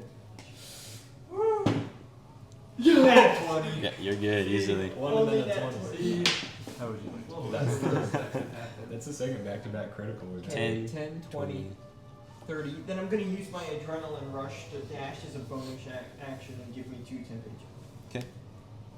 You should like He going into the shaman. Okay. contain him. You made it. Okay. Well, right there. Yeah, I'm okay, so I'm then going to I'm gonna absolutely wallop this guy. Okay. So I'm gonna hit him with the great axe, but I'm gonna do a reckless attack so I get advantage. And he'll get advantage back at you. Okay. He ain't making it to the next turn. It's a +6 to hit. I saw it happen. So 7. Ah.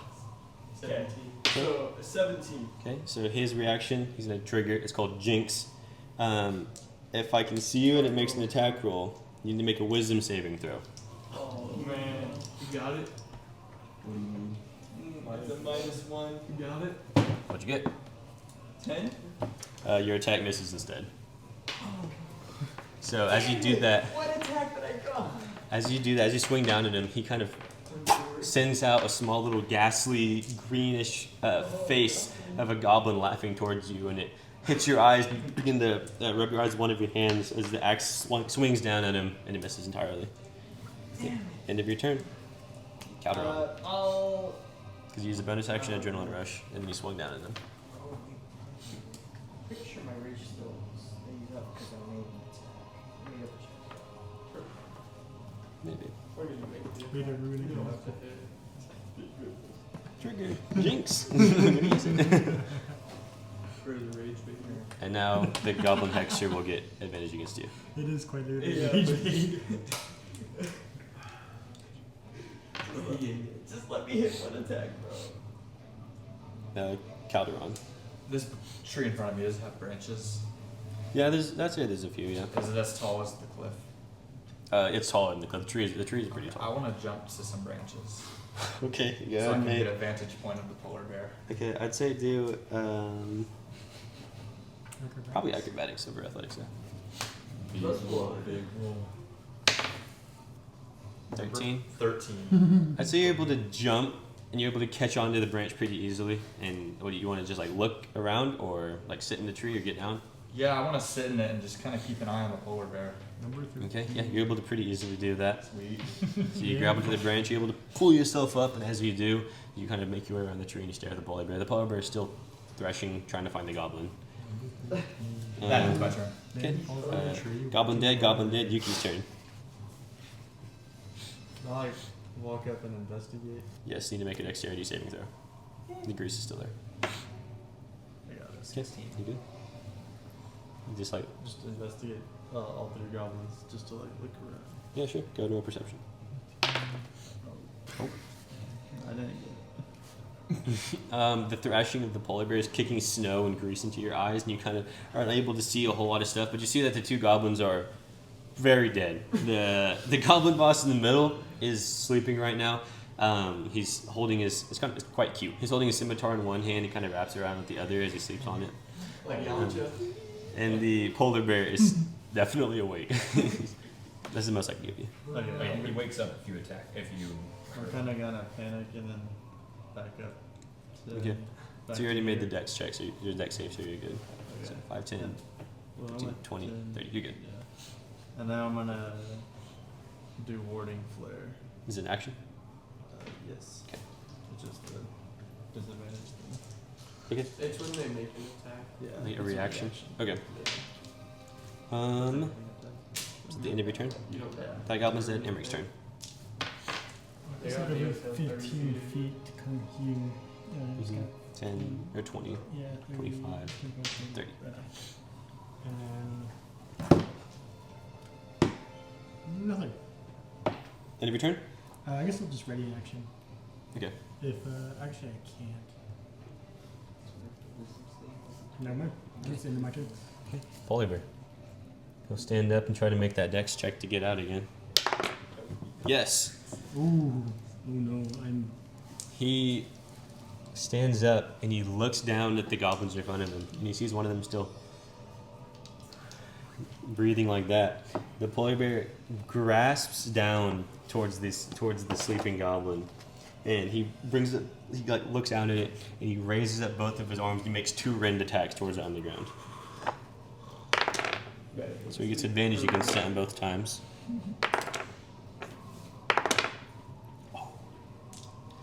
19 and a nat 20. He will take. You could live if I roll really bad. So always a chance.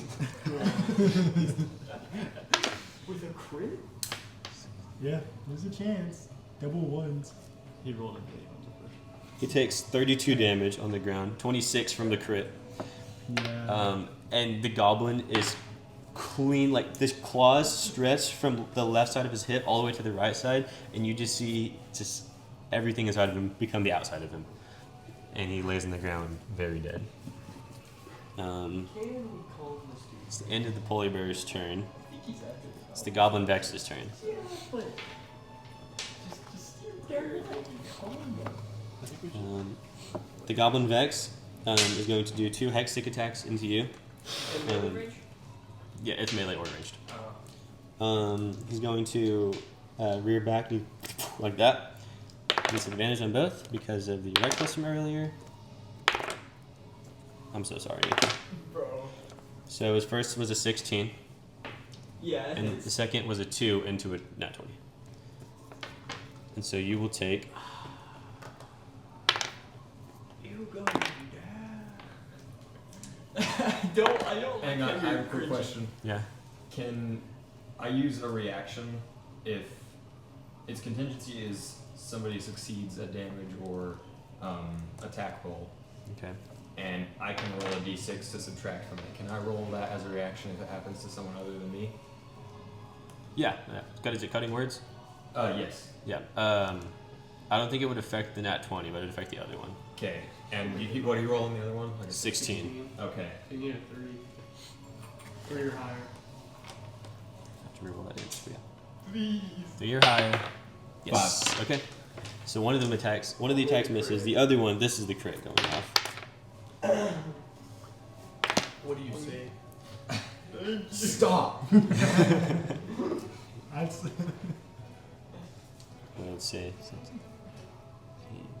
the sheer oddness, dude. I have 6 with 2 temp HP.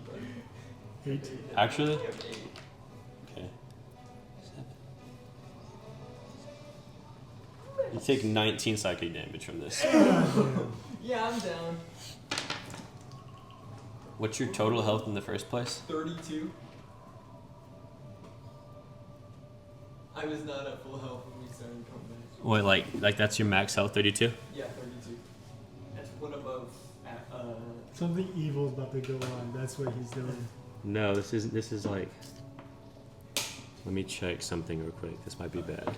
Oh, yeah. It has to be more than your total. Unless I change it. My head just explodes. Okay. Half of it. Guys, Over half. Okay, wait. Let me check it real quick. Occasionally to me. Let me do it here. This is the actual total for you. See, I was either gonna try and make the bear sleep, or heal him. So, You should have. Nah. I don't think would not have changed anything. My head still would have exploded. No, maybe not. Okay. Yeah, you'll just be down. good. Okay, so you go down from the psychic blast, and 5, 10, 15, He's running off 20, of that. 25. He's 30 off in the distance, and there's trees and covering going that way. So He's not out of combat just yet. Has to be more than your maximum while you're down. Yeah. Yeah. So like you would have taken like an extra damage. Yeah. if I didn't do it. Okay, it's back that way. That probably would have happened if the cutting words didn't go off. I'm gonna warn you. Okay. The hex runs into the forest. I'd say go around one more time before Twice. you consider he's out of combat. He's done. And then your turn. Gorak is down. The polar bear erupted the goblin boss. Yeah. Oh, Her name is a bonus action. Low key. I'm not even trying to think of attacks right now. If I go here, so it's 2 squares past the edge of the board, Yeah. that'll be 30 feet. Can I see him? 10, 15, 20, 30. Hang on, wait. I don't know. I wouldn't say so. Because there's still trees going this way. I just didn't draw that way because it's Yeah, it's he's tape. out of that Because it's range. tape. So I want to use Font of Magic spell level 2, so I have one, because I have 3. When? What? When are you An gonna do it? arrow for So it's a What bonus is it? action. Then Yeah. Bonus action? turning 3 sorcerer points. So once your turn comes up. Oh, is it not one? No, that's Oh. his turn. Two You I guys was gonna switched. say, I swear my name. No, no, I you swear just- my name said got it called. I was No, like, no, no, okay, no, no. my turn. On your turn, you can do that. Yeah, that's my bad. There you go. It's stupid. So you give up the Goblin Hex idea and try with the Polar Bear, or give up the Polar Bear? Is the polar bear? He's eating the goblins right now. Right? Yeah. Yeah, he's going crazy on the goblins. He's gonna be distracted. He annihilated the goblin boss that was sleeping. The goblin boss is no longer here. Does the polar bear look hurt at all? Did anything happen to him before we got there, other than the bear trap? Go to a perception. I'll make that your free action. Plus 4. 19. Yeah, there's cuts along him. It looks like the spot that's over his eyes, like the black that's streaking back, has been there already, like for a while. And you see there's some cuts like across his white fur, and there's even like you see a small little like a rather large cut across the belly of him, and then obviously the bear trap spot where his right arm was. So Okay. it looks like he was jabbed and prodded at. Okay. You said picking up weapons doesn't count as an action. No, picking up Can I weapons. pick up his bow and use it? Yeah, I don't see why not. Okay. I still have to. I go 5, 10, 15, 20. You have to make a dex check. 25. Your dex saving throw. The grease is still there. Okay. I can go here. Can I see that guy? Are there trees in that way? Yeah, it's as dense as this forest is right now.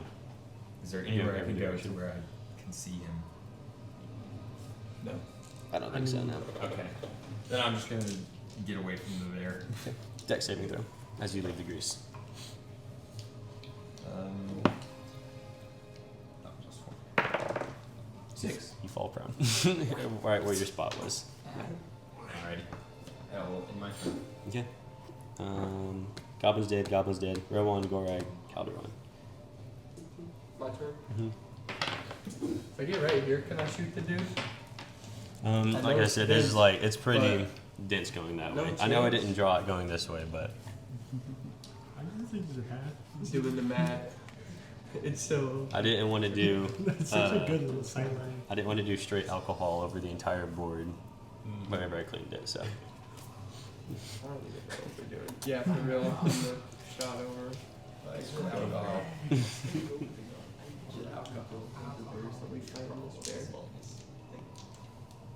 I don't know what we do and then.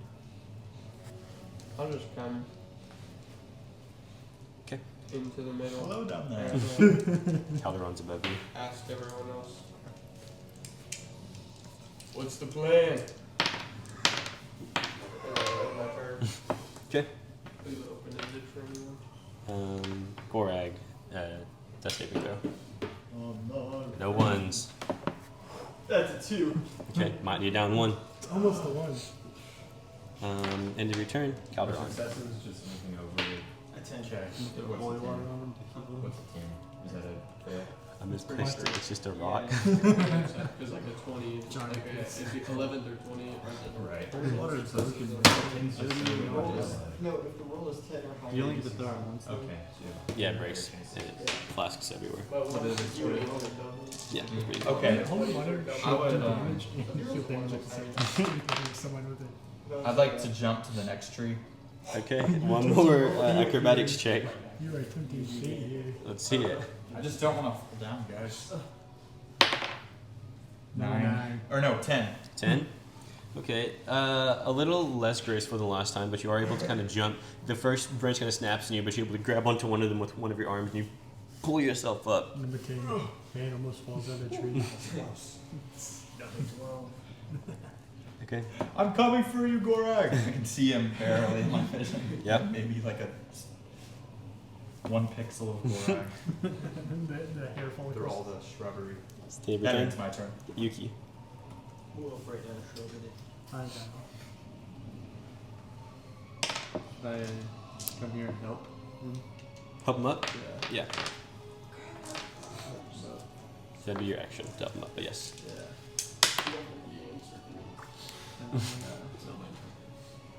Nobody said what we're doing. I'm kind of Yeah, I got it. like dying on the ground. Okay. I got bigger problems. Hang out there for now. Right now. As of this moment, if I I'm mean, being does my quiet, thing might still be work? successful in my life. Warning For my fire. life. Yeah, so that's if something strikes you. If something hits So, you. but it's still going on. Okay. Because he's still in 30 feet. It only triggers whenever something hits you, so it's not happening right now. Whenever something Alright, strikes you. Yeah. Just throw him there. Emric. I'm going to use as a bonus action Font of Magic for my spell slot level 3 or 2. Okay. And with that, I'm going to run up to. So it's going to come on the opposite side. Okay. So that's, I think, that was right here. 5, 5, 10, 15. 15, 20. And then for that, I'm going to cast at second level Aid. Give him 5 hit points. What? I'm casting Aid. Aid? Yeah. Okay. So, does aid affect hit points or is it temporary? It's hit points. Okay. So, to Gorag, he'll heal 5, right? Yes. And then your maximum will go up 5? Or. It's just straight. Okay. Oh, it's maximum. Oh, it is maximum, yeah. So, if you go up 5 hit points, your maximum goes up 5, but you're at 5 health right now. Okay, so you're back up on your feet, Gorag. Get up, you you tall bastard. Oh, end your turn? Yeah. Well, actually, I have a little bit more feet than you, don't I? So that's 20, right?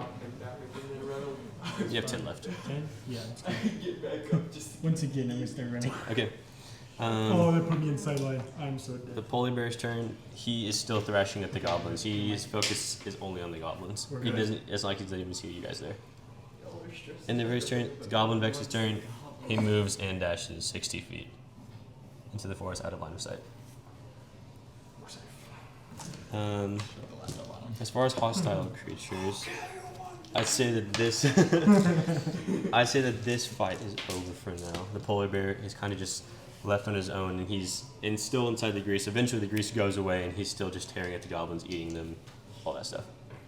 You don't want to try your luck calming down the bear. Rowan, you need to tame the polar bear. Try my best, but I'm gonna keep my distance. You got a -1. I'm trying to. I'm gonna feel like where I can make eye contact with the polar bear, but not like close to him at all. Mm-hmm.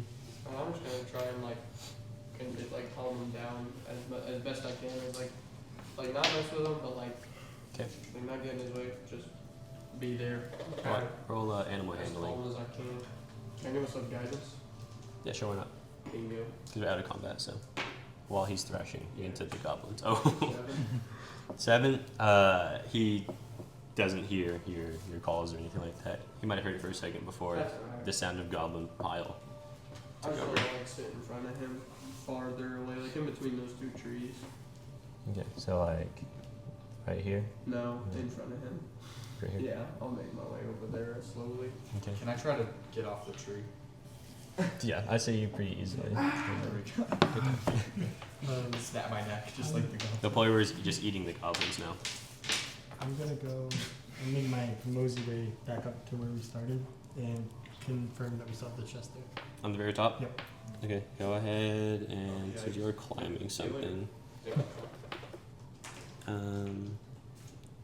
Roll athletics. Alright.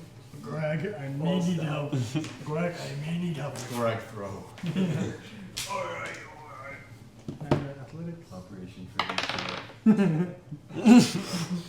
Greg! You make I don't need Making help. my way over. Make it up about 5 feet or so before your foot slips and your arms kind of give way and you fall into the snow behind you. You know, I'm used to dealing with angry passengers. Maybe I can deal with the polar bear? I'm gonna try to calm it down with a calming motion with my arms. Okay. Can we go animal handling? Okay.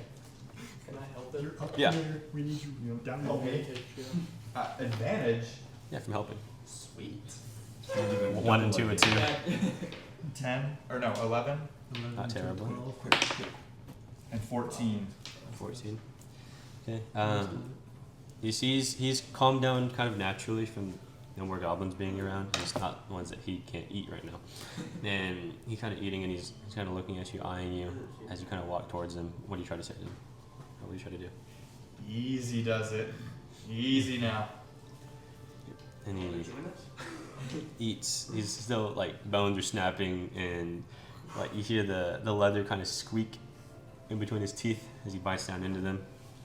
And he kind of sits there and he kind of lowers his head Wait a a little minute. bit, and as he slurps goblin. I have an idea. I turn around and see this goblin over here with a snapped neck. Okay. I might want to just drag it to the Okay. polar bear, maybe? If nothing else, to buy us some time. Maybe the polar bear will see it as a friendly gesture. Okay. Can I play like a calming melody? With Yeah, we can make Yeah, it like a you can. ceremony. Like a tea party, but Trying to calm him a little bit. Yeah, just go and roll a charisma check. Charisma check. Yes. Do something like this. Did you guys make your way up there? I'm guessing since Gorak helped me, he's just gonna push me up. Just a second, yeah. I'll let you know as soon as it's done. Oh no. Dirty 20. Okay. You play the soothing melody as you do. His breathing steadies. He's no longer super rushed or full of hate towards the goblins, and he's sitting there and he kind of licks the goblin matter off of his lips.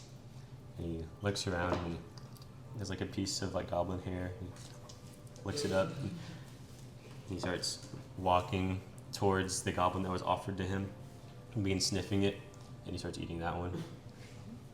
do you like it? After he's finished with that, he kind of looks up and he looks around at each of you guys, and he begins to back up and kind of just stand and scan both ways. He's really calm now, though. Can I roll perception, see if these guys, I check these guys for any gold or... Go on. Like, this guy, did he already eat him? Yeah. He's eaten the goblin jet. There's from what's left of what he didn't eat on the ground. You scrounge up 7 gold pieces, 20 silver, and like 40 copper. You Okay. can have that. But The weapons are pretty. It's like the wooden ones are snapped and the bows are snapped, and the blade handles are chewed on.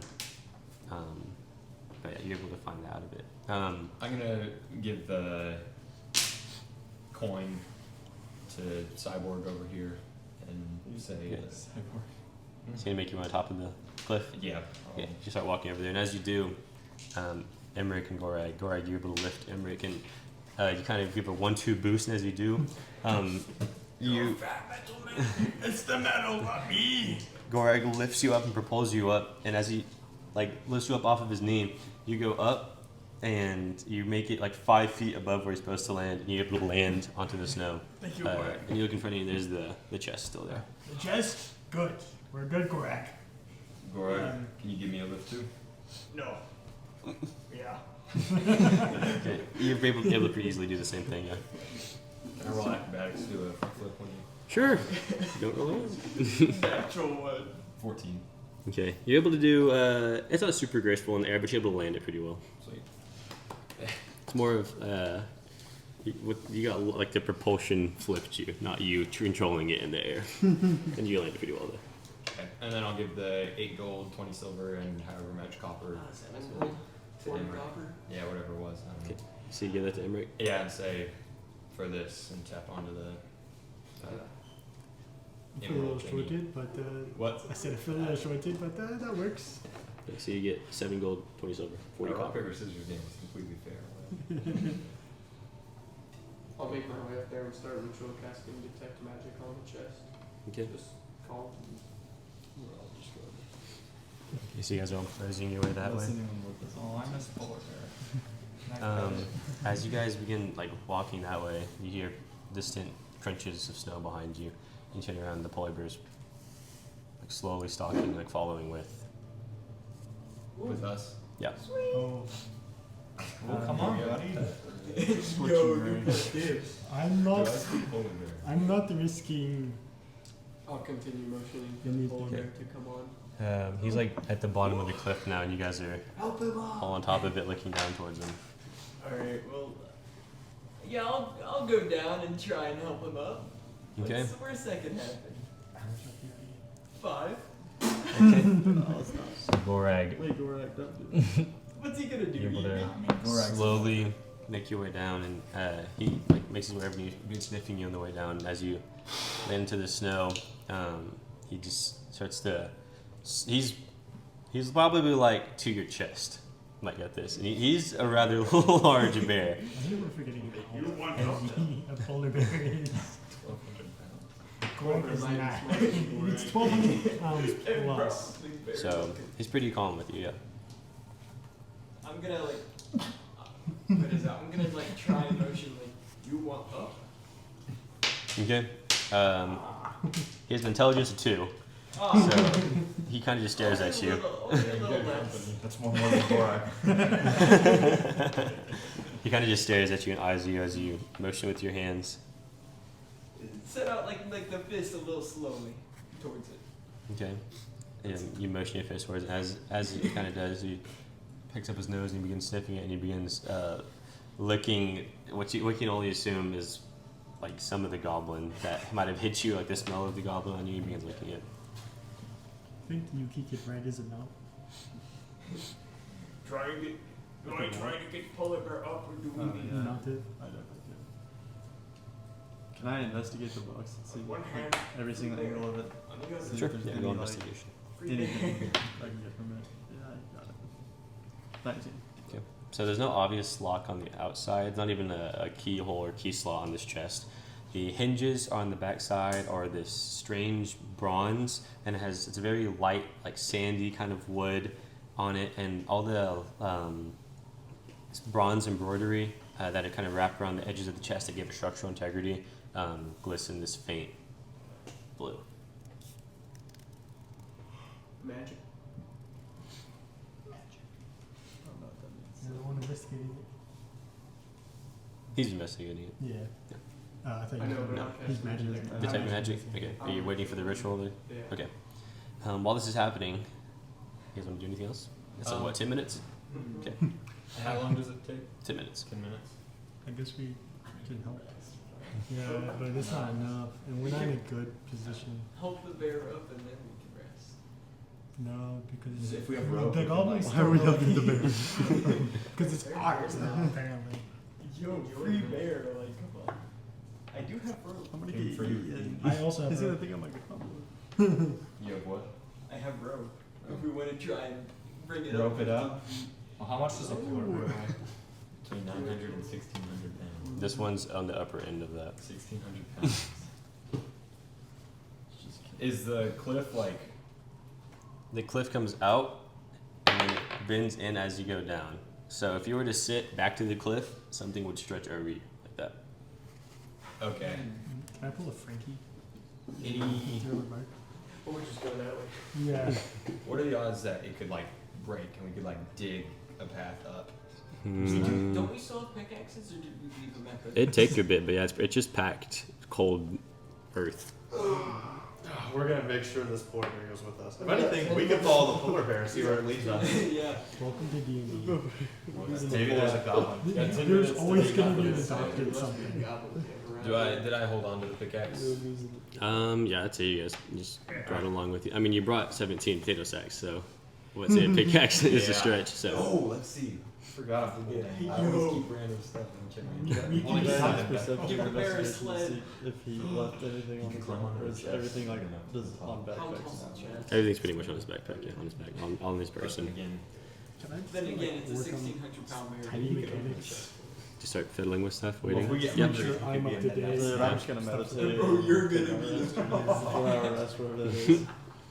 I'd say during this time, you guys devised a plan to bring the polar bear up. Yes, and before I do that, does your detect magic work on more than one thing at a time? It's It's everything. just anything 30 feet within me. Okay, I'm gonna take my necklace off and bring it over. I'll detect all of the things that we found. Okay. So like his staff, the arrow. Okay. It doesn't tell me what it is, but it tells me it's magical. Right. Okay, so everything you detect, the chest is magical in nature. Is it like what's in the chest, or there's What's something what's in the chest and the chest. Okay. And not only that, but the staff is also magical in nature. The Necklace is- pendant is not, no. Okay. So that pendant there is strictly gemstone. Yuki, that staff you got there is pretty magical, so you may just try and spend some time with it and see if you can connect with it magically with what you got. If not, maybe see if Calderon can, or Emery.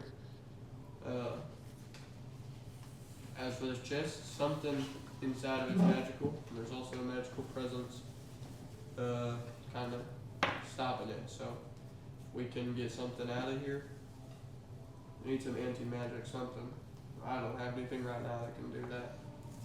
So unless Gorag can smash it real hard, and I don't know if that's gonna work. Can definitely Just try. have the bear smash it. I don't know if that's gonna work. He's gonna eat.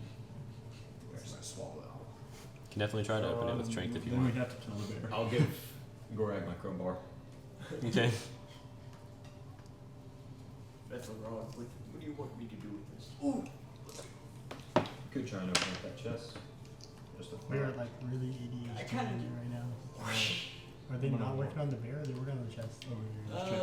Working on the bear with the first, staff, then Okay. work on the You can chest. try to Would I try concentrate. to cast any of my regular spells? I need this bear. As you try to kind of surge that feeling that you've used in the past to cast your spells up until this point, the staff kind of emanates a weird kind of tingling pulse in your hand, and as it does, you begin to slowly concentrate on it.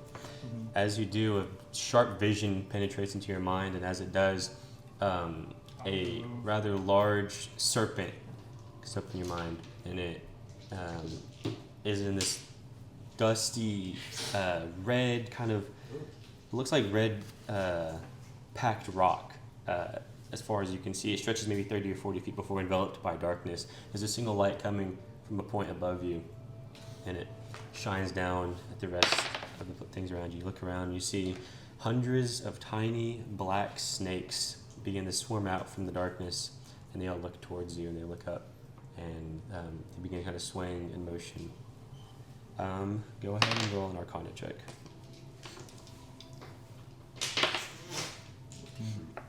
14. Okay, you begin to almost link with these snakes, and as you step, they step towards you. As you step back, they step back. And all of them kind of slither away at the same time as one large one, similar to your height and a little bit wider than you, slithers up through the opening, and it kind of looks towards you, and its eyes begin to open wide and pulse this bright yellow. And you, this is happening for a little bit. And while this is happening, This is just in your head, yeah. in my head, yeah. And while this is happening, the detect magic went off. All that is magical, and then you try to open the box with the crowbar. Alright. Go to real strength. I'm gonna back away. I too will back away. I'm already backed up. See, So does did that we hit get with the the bear? Did we get the bear up, or have we just not done it yet? After this, you will. Okay. We'll try. He's up here right now. Yeah, he's up top. I'm not reaching anymore. It's a plus 1 strength. Get behind this. Bro. What'd you roll? 7. 7. Max. You kind of try to pin the crowbar. It's not really a good spot for the crowbar to fit in. You're able to get maybe a half an inch kind of dug into the chest, and you bend down. And as you do, the chest stays perfectly still, and you look forward, and now the bent end of the crowbar is more straight and like that. So one end of the crowbar is straight now. The other one still has this hook on the end. You gotta put your back into it, Put the Do I bottom try into it. again? That's your choice. Yeah, I'll try again. Let me grab Gorag's back to give him a stabilizing balance. You gonna try to help him? Of course. Okay, go and roll with advantage then. 8. Thank goodness for advantage. 1. Okay. Yeah, so, yeah. 12. What end do you use? The other. The bent one or the hooked one that you haven't used? I use the one that I haven't used. That you haven't used? Yeah. Okay, the crowbar turns into a straight metal rod. I have a metal one. While this is happening, you guys are able to successfully, with whatever contraption you're thinking of, kind of you use the potato sacks and you kind of make a harness, and you have to harness all of it in. And you walk down there, and the polar bear, you kind of shimmy it under. The polar bear kind of winces at first, but then he like carries on. Everybody kind of hooks on to the rope that wants to, and begins to pull back the polar bear, and as he's like baby carriers it slowly up the side of the cliff. Eventually it reaches the top and it scrapes up, and the polar bear is at the top of the cliff now. Back to your dream. The whatever you're in begins to fall on you. There's grains of dust and sand kind of falling from above you that kind of trickle down, get into your hair and onto your shoulders. The serpent begins to kind of reel its head back, and as it does, you see its fangs begin to bare, and it looks up towards you. And as you kind of take a step back towards it. It lashes out at you.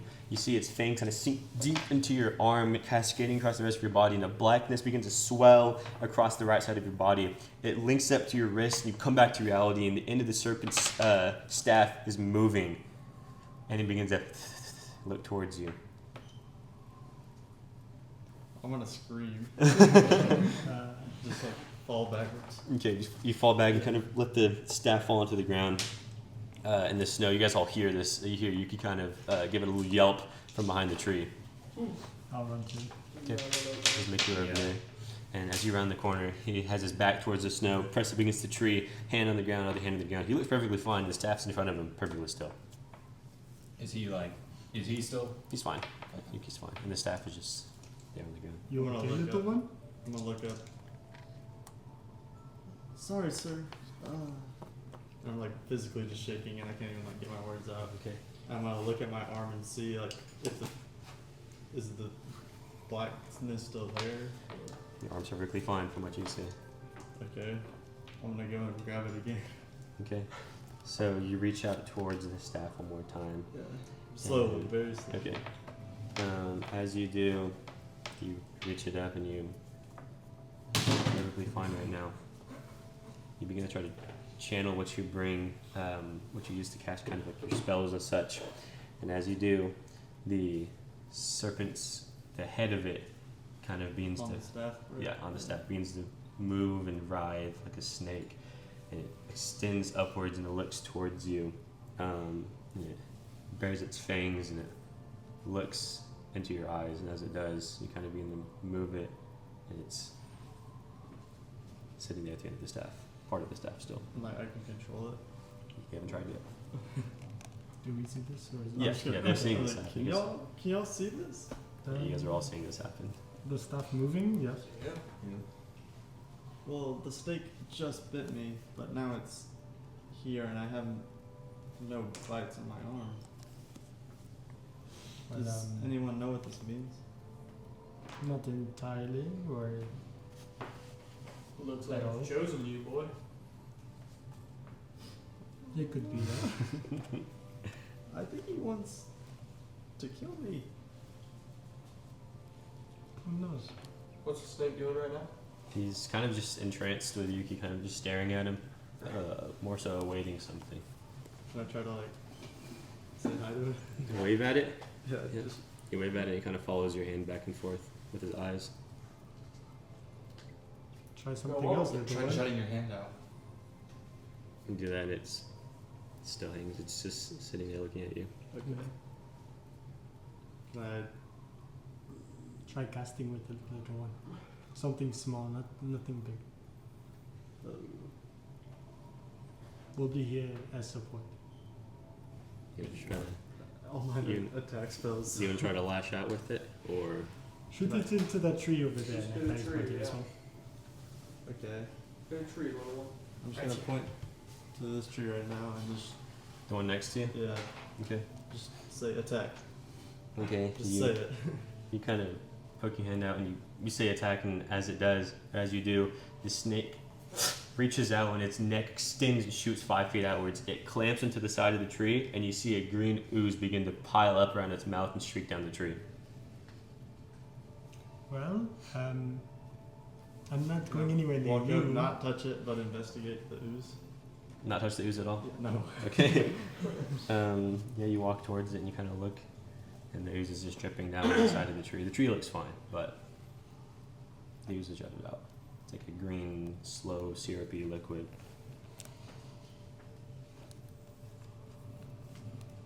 Do any of y'all know what this is? It's a magical staff.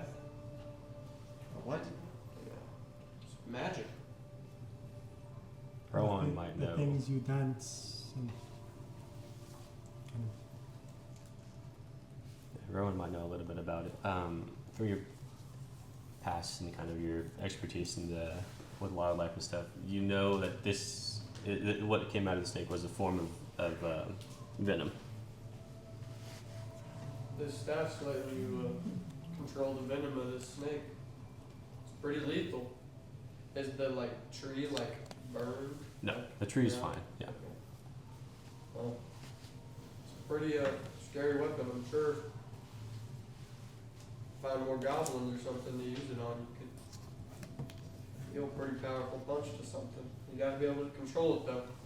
Can't let it get out of control. Sir, I can't control anything. I just killed 3 people without even meaning to. I don't know I mean, how it any went of this pretty works. controlled to me. What's even happening? You didn't hurt any of your friends, but you managed to light the other bad guys. Scorched them right up. Seemed pretty intentional to me, buddy. I But think you're a bit stronger than your. But I don't know how- I don't know how this happens still. Then we'll know. You have us. We'll have to move on with it.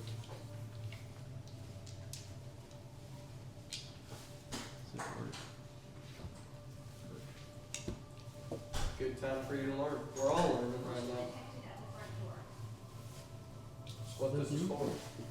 Huh? Is that you, No. Ah. Okay, well I'll walk up to the chest that and your point my alarm staff at sounds it and say, "Open." Okay. To the bear. Mr. Snake. So you bring the snake over to the chest, and as you do, the snake he stays in his animated form as long as you have your hand on it, Yeah. and you walk towards it and you kind of point it towards this brass chest. And as you do, the snake begins to slowly writhe and wiggle and begins to create S's in its body and look towards the chest. And as it does, it rears its fangs back and it pierces this front 2 kind of small holes that are in the front of the chest. And as it does, a small greenish black kind of syrupy substance secretes from the snake's mouth. And you see the blue field begin to dissipate. And the snake rears back, wiggles back into its original form of the staff. And you kind of reach down and you pop the chest open. There you go, little one. So you're learning. Well, I'll look inside and Okay. see what's. The chest Try not opens. to explode.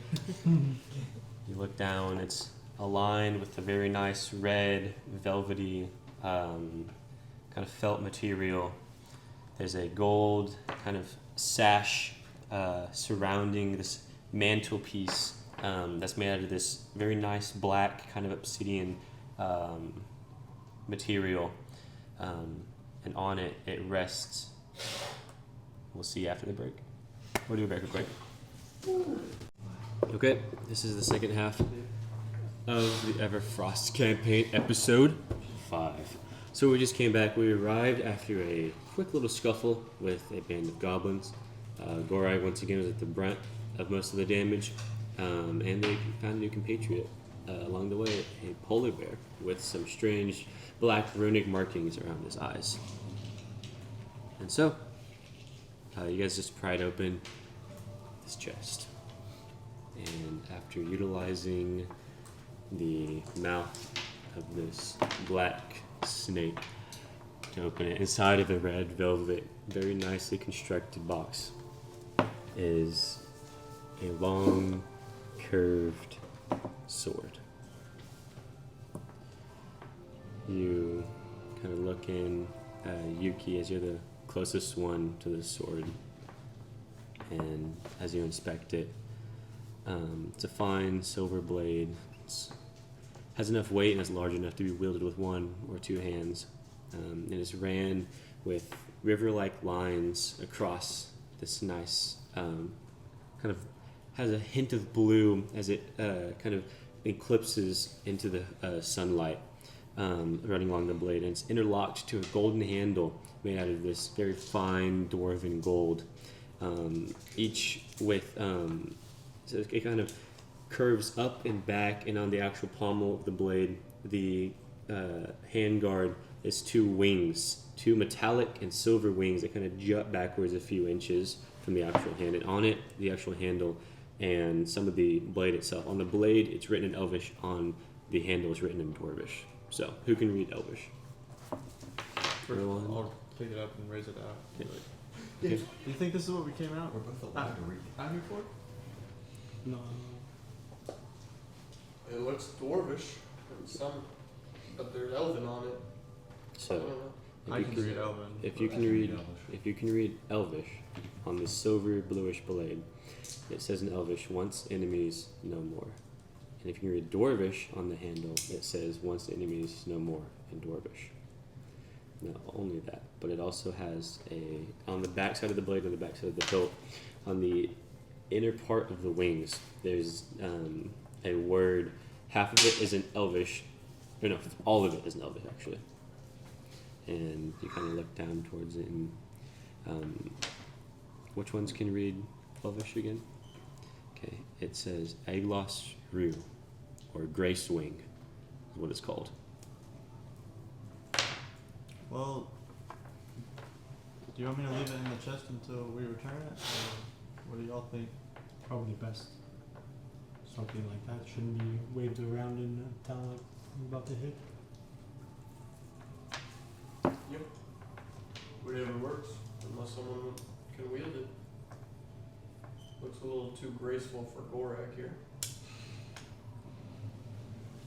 Well, I'll set it back in and then maybe close the chest and see if it'll lock or if it's still open with, like if I can reopen it without the snake or not. Okay. You sit the top of the chest back down, and there's no clicking noise or anything like that. You're able to pretty easily lift it back up afterwards. And the snake, he was not coming out of the staff anymore. Yeah. So it's back in the chest. You guys want to head onwards now? Well, I can't carry this. Who wants to hold it while we head back? Gorak can carry. Okay. You sure you're doing alright there? Yeah. Gorak not dead yet. Okay. So you guys make your way back over, assumingly so, following Gorag's directions to Way Station 3. If it took an hour and a half, 2 hours to get out to the lake, it takes 5 to get back to Way Station 3. During this time, would you guys like to do anything? Can I, as we're leaving, I'm gonna walk up to our polar bear friend Okay. and just like stick my hand out and see what he does. Okay. He begins sniffing it and licking it. Okay, now I'm gonna like put my hand on his head and start petting him, kind of. Okay. He doesn't mind it, but the closer you get towards some of his scratch wounds and stuff, he begins to peel back and wince at it. Okay. You don't like that too much. Let's just leave him alone until he's all healed up. Spells. If he wants to stay with us, he will. And if he doesn't, he'll go off on his own, and that's alright. Can magic man heal? Not no more. Need to sleep first. I also need rest. I'll walk up to the bear and kind of place the wooden charm on him and cast Cure Wounds. Okay. You cast Cure Wounds, and as you do, his wounds that were open before begin to heal over how much? 7 HP. Okay. Yeah, the place where the arrow struck from the goblin earlier, that's kind of on the front part of his arm towards like his front shoulder area, seals up pretty well as long as a lot of minor cuts across him. There's a cut across his belly that is still relatively open. That's probably the largest one there. Are there any scratches on like the top of his back? Yeah, there's just like nicks and stuff everywhere from blades or spear ends, but most of the small ones are sealed up. There you go, big boy. We're gonna make our way up to Way Station. Feel free to tag along. And I'll just kind of make my way. Okay, and he walks with you guys. Anything else during this? As we kind of be knowing that one of the goblins survived and maybe bringing more, I'm going to try hiding our tracks. Okay, like as you walk, just kind of kick snow over it, or Yeah. just okay. Go and roll survival. Can't wait. Run to roll. Gonna be so low.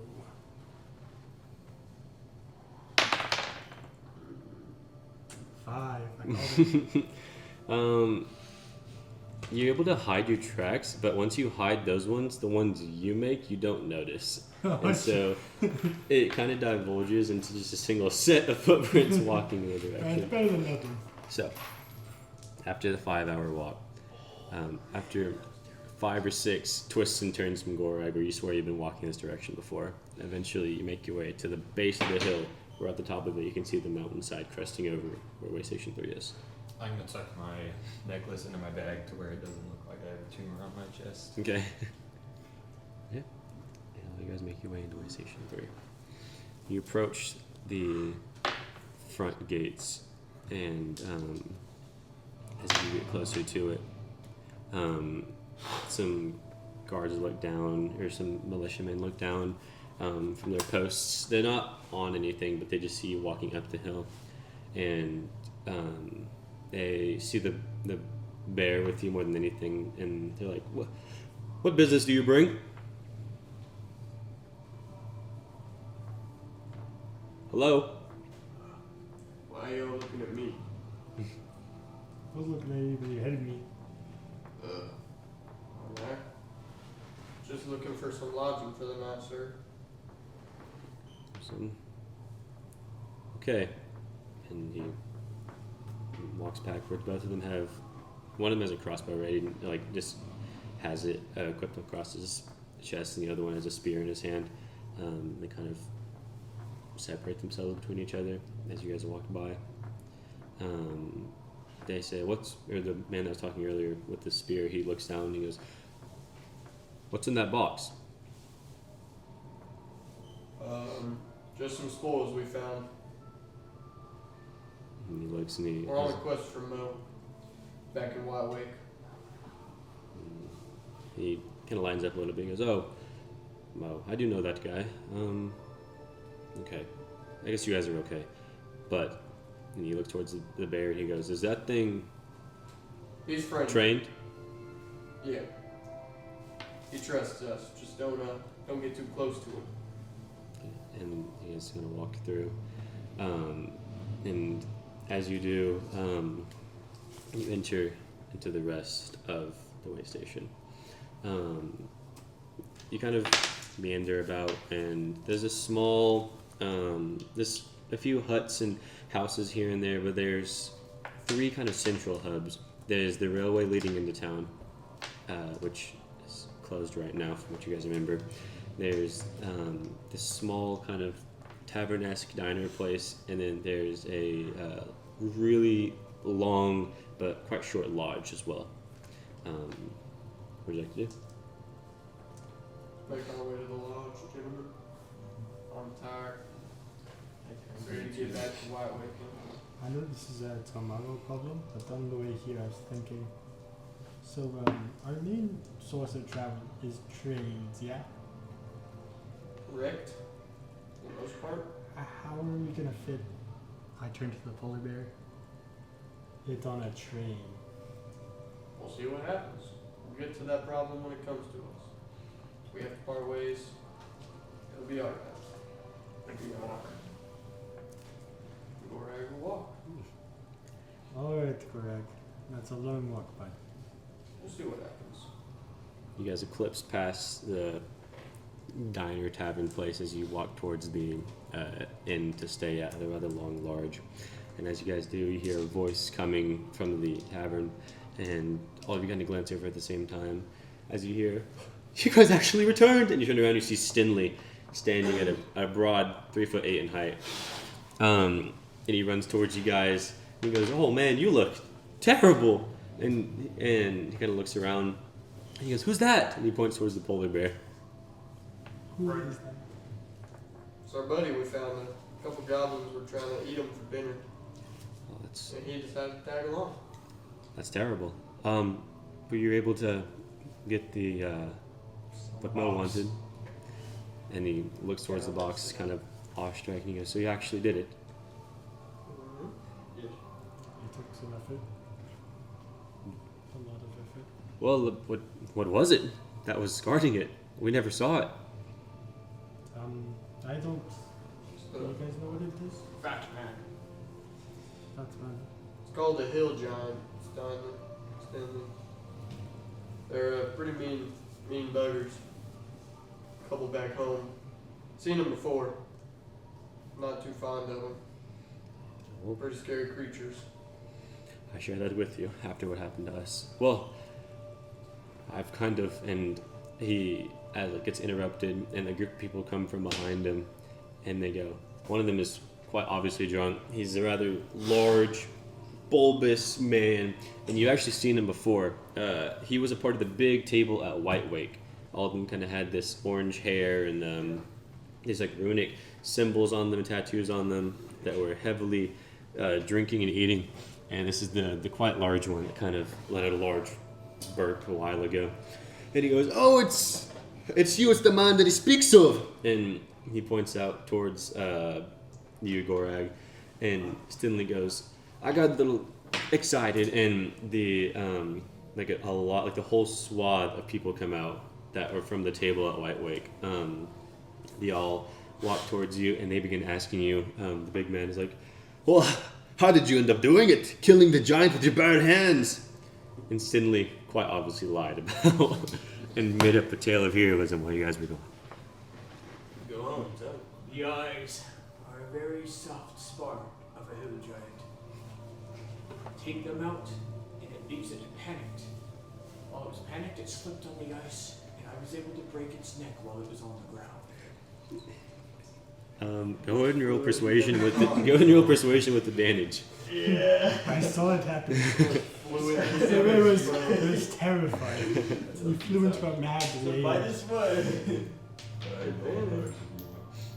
What's the worst that could happen? That's the worst I can have. 17. 17. They are awestruck by your story. A mix of a lot of alcohol, and just a good amount of misconception from Stinley's previous tellings. The big man goes, "Well, I need to buy you all a drink. Welcome back." And they all like surround you guys and begin to motion you guys in. They begin talking to each of you as they walk with you and kind of try to drag you into the tavern. I'm gonna. Is Stinley still like close? Yeah. I'm gonna walk over to him and ask, "Are there any open rooms right now?" Stanley looks up and he goes, "I quite frankly have no idea. I've been staying with these guys in the tavern."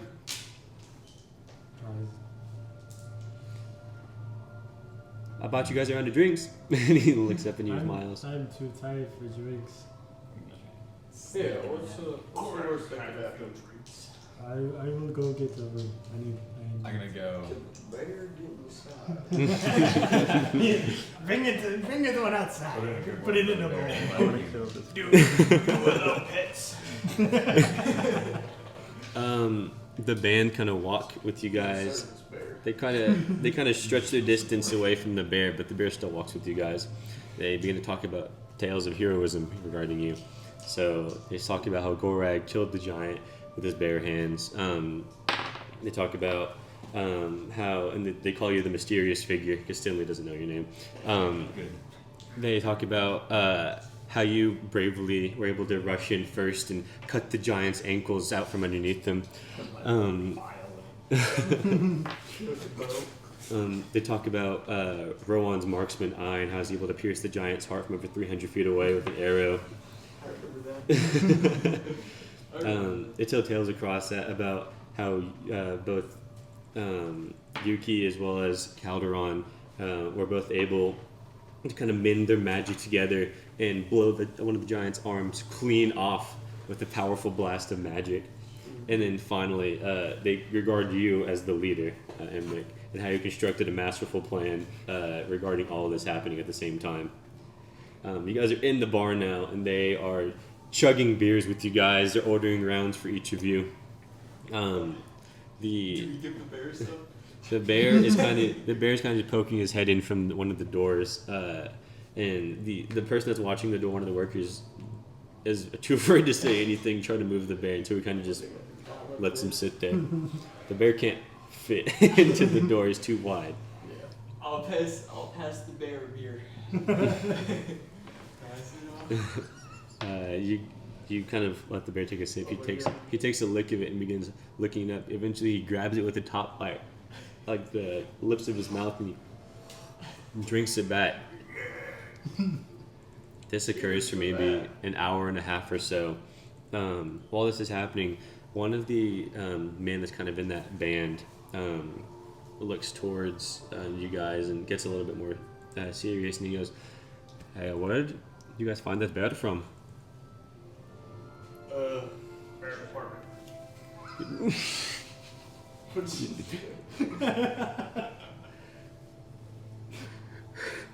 Is that in person? Jesus Christ! Bear department? He says bear department. But the man looks at you and he goes, "Yeah, he bears the marking of Valia," and he kind of points towards the bear's eyes. He's like, "Did you guys travel all the way up there?" No. We found him captured by some goblins.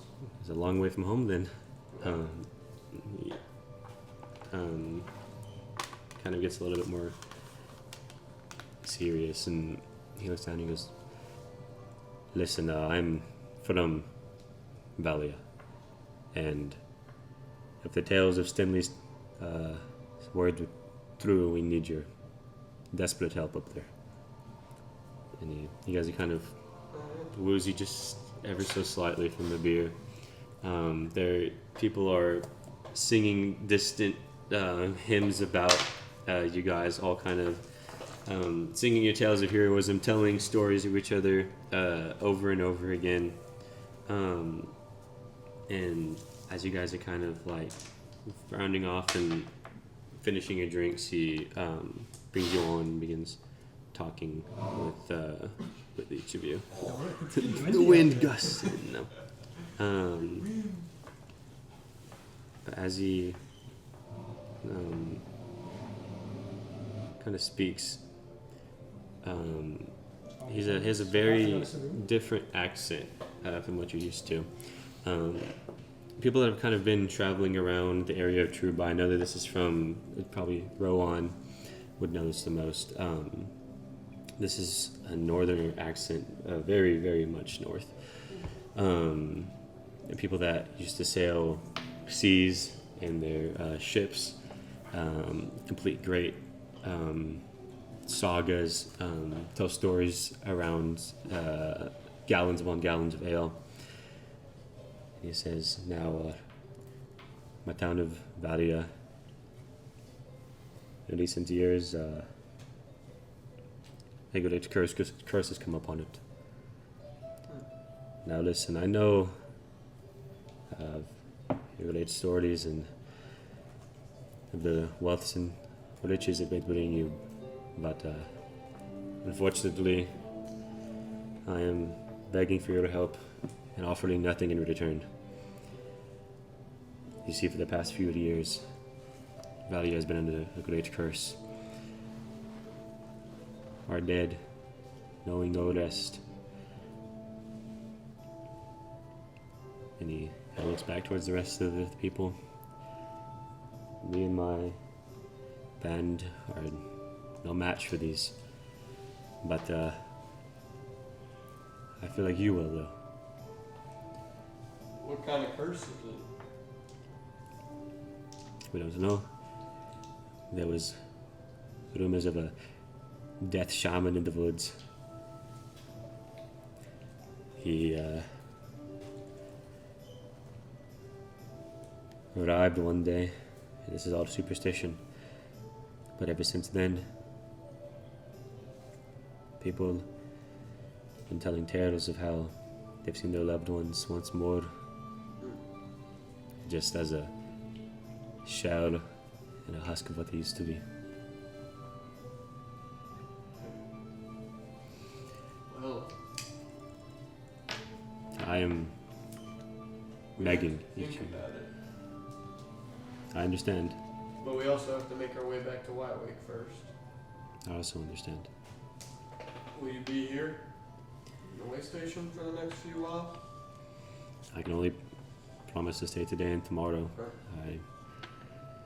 I have to head back soon and try to protect. How do we get there? Without here. I can guide you up there. There's nowhere else to reach up there. It used to be accessible to rivers and to the streams, but unfortunately all the rivers have frozen up since then, as you can understandably see. The name's Sigurd, by the way. Say that one more time. Extends a hand out to you. Sigurd. It's Sigurd. And the man Road. reaches out his hand, extends it to you. He has a hard and a firm grip, kind of calloused over, and whenever he talks to you, his eyes kind of droop down, and he has a big kind of black beard covering over his face with a very long middle part streaking back towards roughly a shoulder area.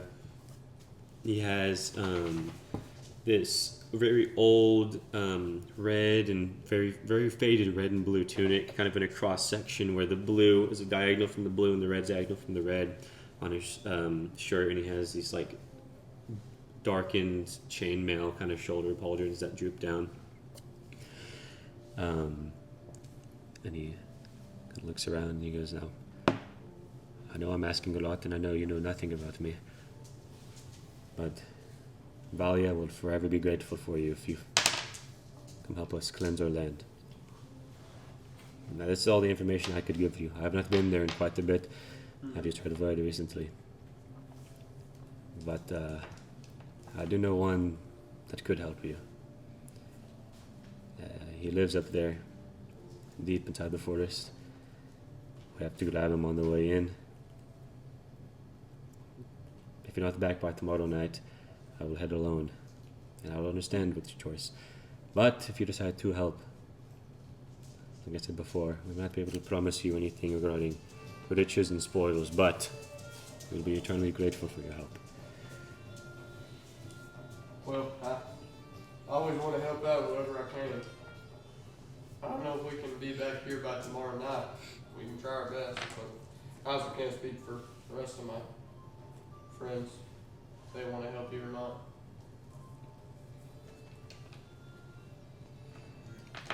Can't Val? speak for myself yet either. I'll have to think it over. I understand. Well, I've said all I could. Valia is but a 2 days journey away through dog carriages and forms such as that. I could supply that for you all, putting you with me. Even he could fit. And he looks towards the polar bear, sticking his head through the door. That's definitely a tempting offer then. It's very dangerous. Yeah. Our town militia has fallen to them, from what I've heard.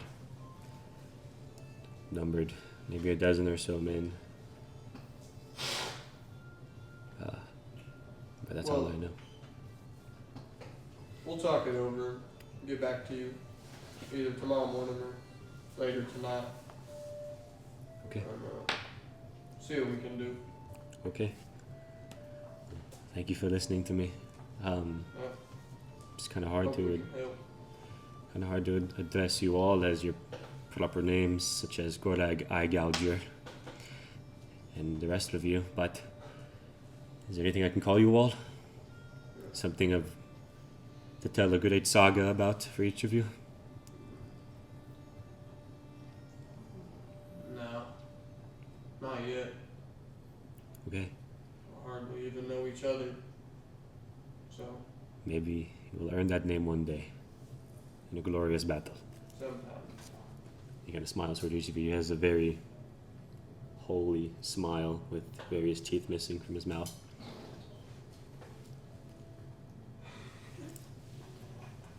Wasn't real. But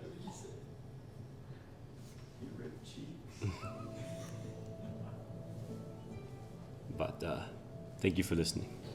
And he stands up and he leaves the table. He goes, For sure. I'll be here. Alright. We'll come see you. And as he kind of steps away, the rest of the band gathers together and they all begin to celebrate with you once more. This goes on for another hour and a half or so before they are beyond wasted and passed out across the tables and chairs. The barkeep is trying to usher them out, but he can't move them.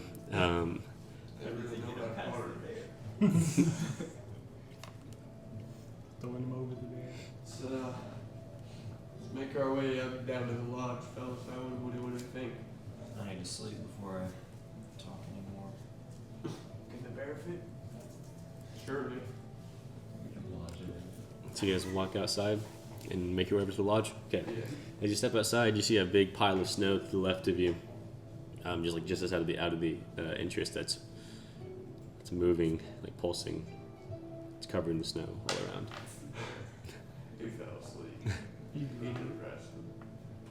The wind kind of That's funny. picks up. Kind of like tap him a little, push him. Okay.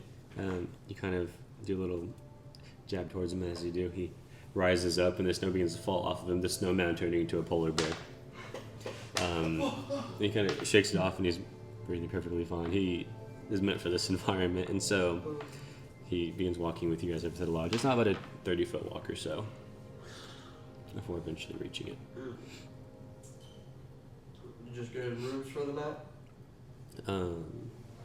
What's it called? There's just a whole like wide array of doors opening into the lodge places, and then at the very end of it, there's kind of an out-jutting small shack window where there's a person with a candle reading a book. Gorak, why don't you go talk to that person and try and get us some rooms? I just don't Okay. turn them on. I'll go. Yeah. Okay, so I'm right there. This is good. Not with them. Yeah, that would. Okay. I'll go up to the person at the desk. Okay.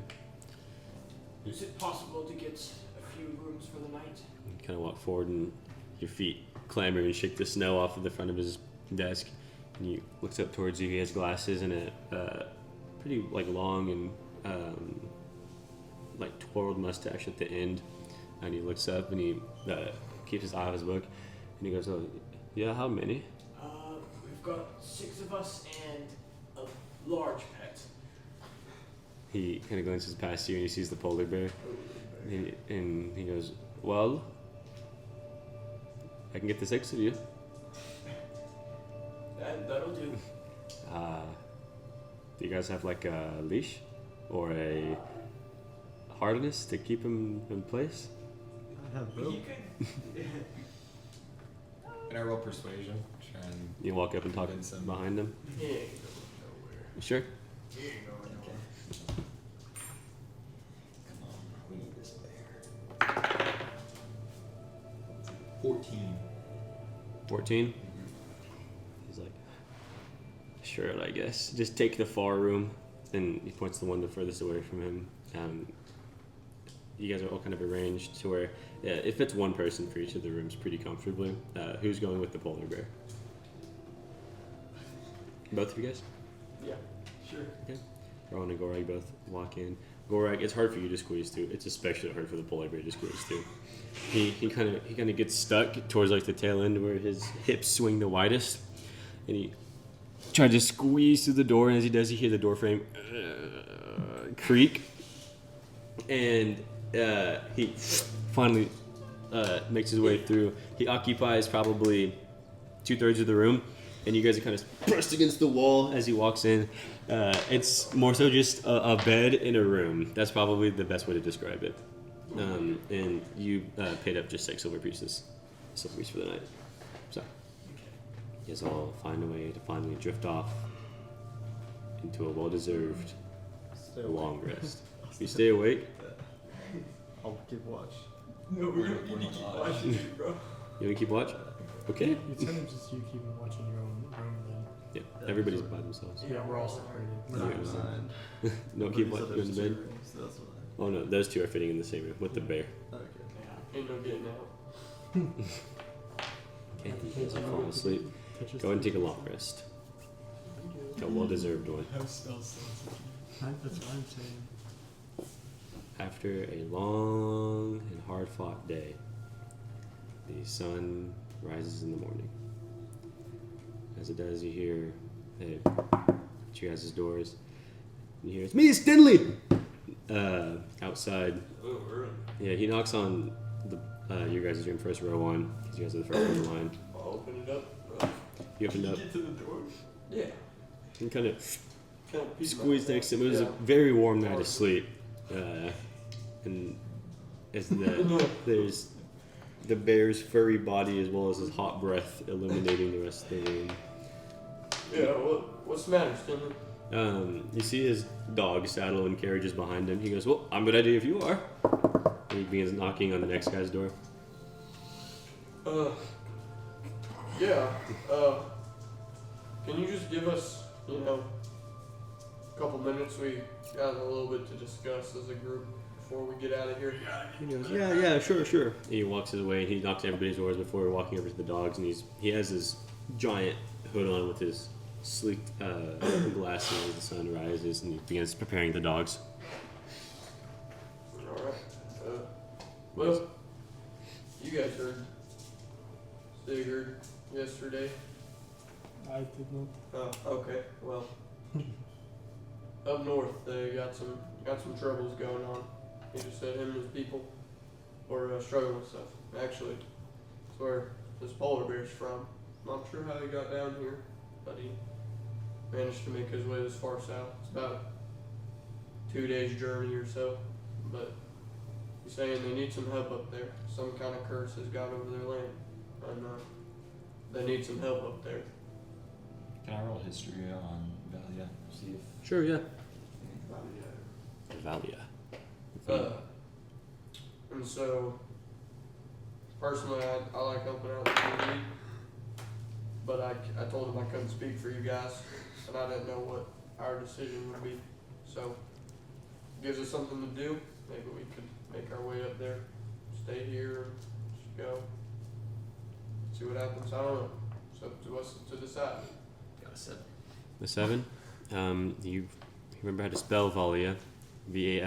Already knew that. And you also remember from days long past, it wasn't affiliated with a kingdom on its own. It's more of its own kind of place of solitude.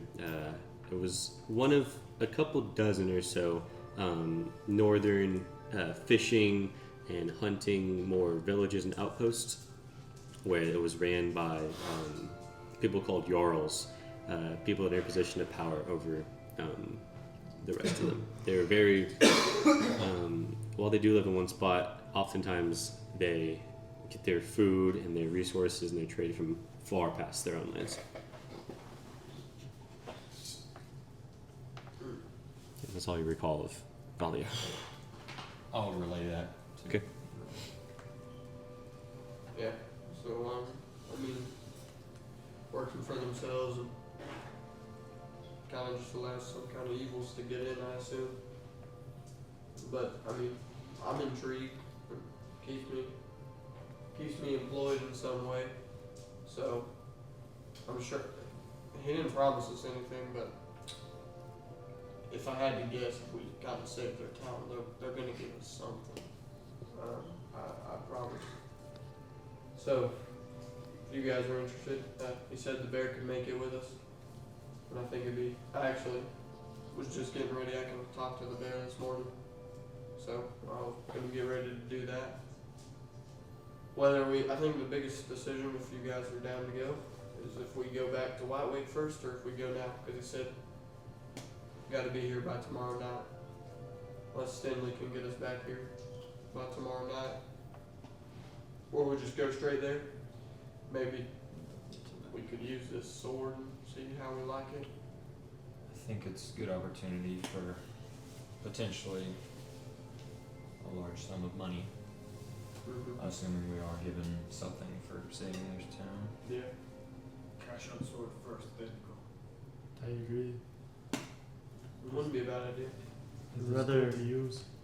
I would rather have guaranteed money than No money. someone's promise of nothing.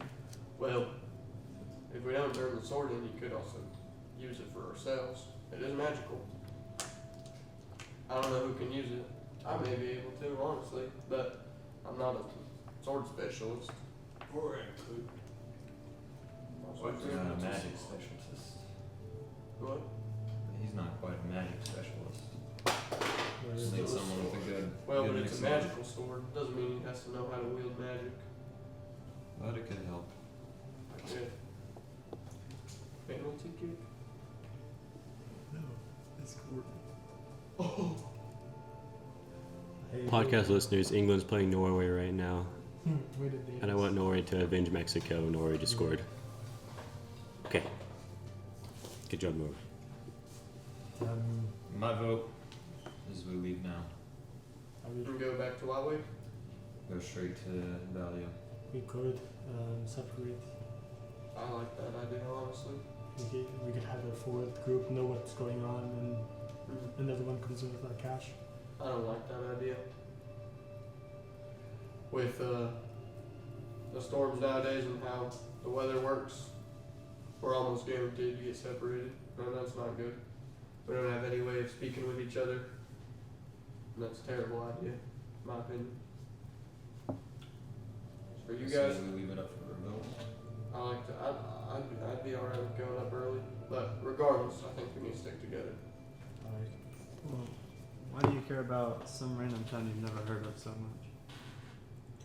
With nothing in return. Because people are in danger. Like you were a child in danger and you needed saving, and someone got you out of there. And I think it's my duty to do that for other people too. Because I have the ability to. We gotta work together for this whole, for us to get out of this Everfrost or whatever's getting us, whether it's just life now or whether something's causing it. It's our job to band together, try and make a difference for it. Something's hurting people, we gotta help them. That's what that magic you got's useful for. It can help people who need it. Even if maybe they don't deserve it. We don't know what the case is, but we can go down there and figure it out. Y'all know more of my business than I'd like you to, but I mean, a place like that, outside of government territory, is exactly where I need to look. Yeah. Alright. So you're telling me someone from the syndicate actually want to help people? Hey now. There's other people from the syndicate in this party here. To be honest, for me, it's not quite about them. This, I have more selfish reasons, I won't lie. But that doesn't mean I'm a bad person, so don't assume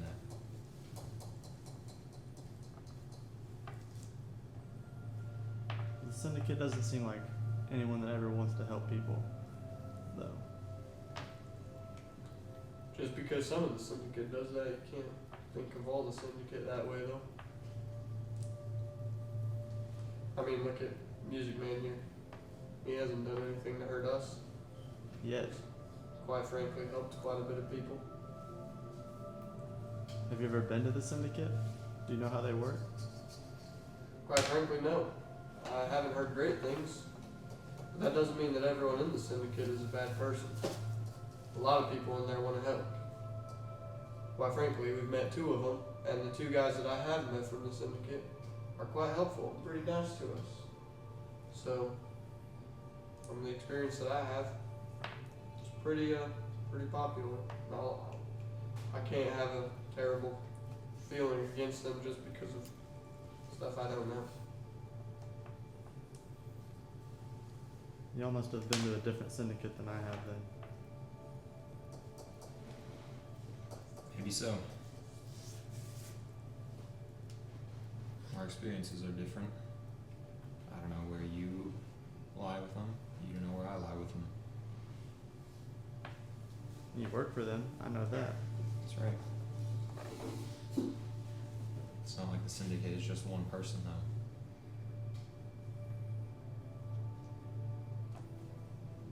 Gorak, what do you think about the syndicate? They kept Gorag a slave for many years. Not that big of a fan. So, is that what you call helping people? I never said they're all helpful.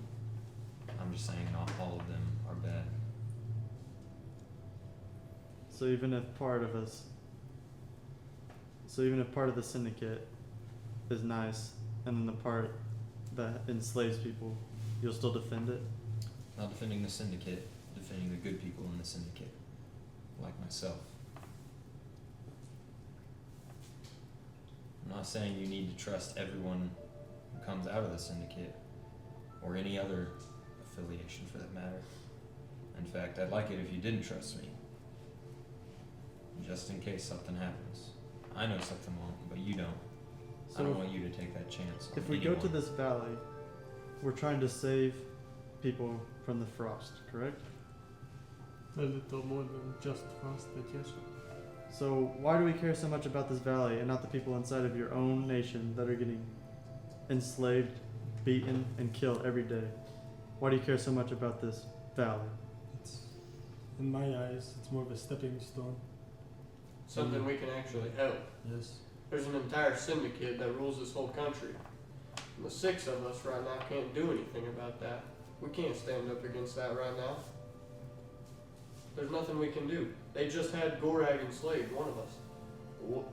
The other 5 of us aren't going to be able to make a huge difference in that. Yet. But Sigurd, guy that wants us to do this, is saying that we can make a difference up there. If we make a difference up there, gets people on our side, and that allows us to get more influence of where we can help potentially to weed out the evils of the syndicate. You can't start with the Holy Grail. You can't expect to be nothing and go and take down the biggest evil there could be in the world. It's not how it works, Yuki. I know you're still young, but you have a lot to learn.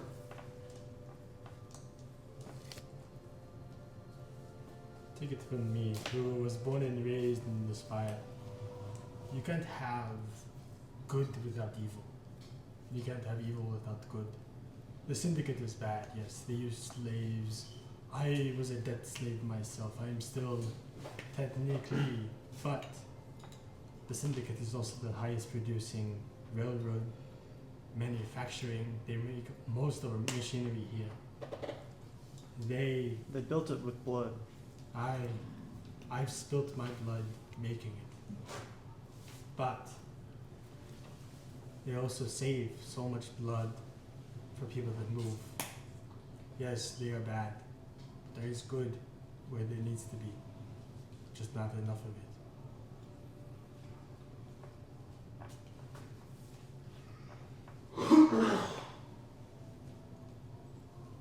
Plus, if we go to this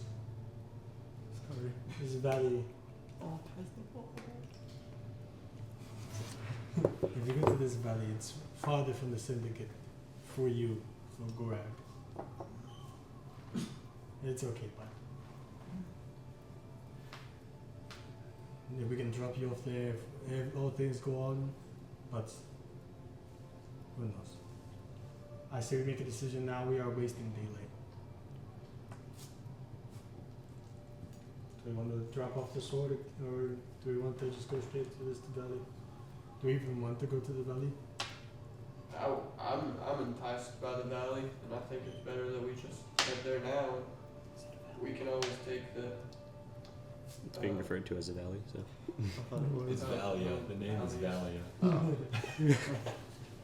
Go up to Valia, and we can take the sword back whenever we have time. But right now, I think it'd be better for us to go up there and help now, as opposed to waiting a day or two. And what do we do with the sword? Use it or protect it. You said you could wield it. See what you can do with it. I mean, I respect Mo, but he was only going to give us 600 gold. And looking at it, it looks worth a lot more than that. I think we also. And again, if we can help people by using it, that's a lot more good out of it than Mo's going to hang it up and just kind of remember it.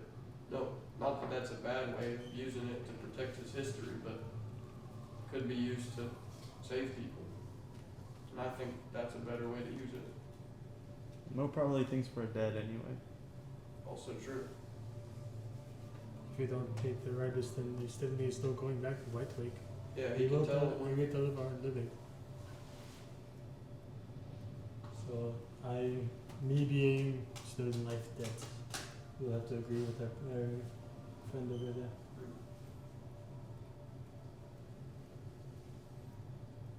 Do you even want to go, Yuki? I would rather have guaranteed money than unguaranteed help with unguaranteed profit. Well, sometimes you just gotta take a gamble. Technically, the money is guaranteed because we have the sword in our possession. We just have to cash it out whenever. And there's not on a time limit. Money means nothing if people are dying. What do you plan to do with your share anyway? You're so eager to get it? Try to learn more about this magic, anything. Use trains, use for food. I've never really had this much. It's Bellingham too. I've never even had this much money, so I don't know. Well, But I feel like it's a lot more helpful to me than going to some random valley. instead of thinking about what you'll get when you're there, think about how far you've come with this group. Have you learned more about your magic in the last week or years of your life? I know I've killed people. But you've also saved people. Who? Us. Gorak? That is a man. Maybe. I've hurt more than I've helped, though. Maybe. Are you sure? Yes. You keep talking about this evil of the syndicate. I'm assuming you want to wipe them out. Would that be good or bad if you killed the evil of the world? Killing's killing, but would it make a difference to you? Yes. There's people that I know that live there that are still enslaved that I want to help out. Then we can. Okay. Then the ones you killed earlier, the goblins, would you say they're inherently evil or good? They did not do anything to us. They attacked us before we even attacked They them. ambushed us. They were trying to kill and get food. Aye, but then why would they ambush us? I don't We are remember. not. They attacked us before we did anything. We Before we just- could even act. We looked at the bear and they tried to kill us. I mean, Would they be inherently good or evil? we were in their territory, but they definitely should have talked to us first or something. So I I'd would say they'd be evil. Well, Evil, yeah. Sorry. you wiped out evil. Would you really say that's such a bad thing? Especially when you're helping the good? So I have to commit evil to destroy the greater evil? Right. The way It's you're just like doing it. Emmerich said earlier. Just like Emmerich said earlier, you can't have good without evil. You can't have evil without good. You have to give and take.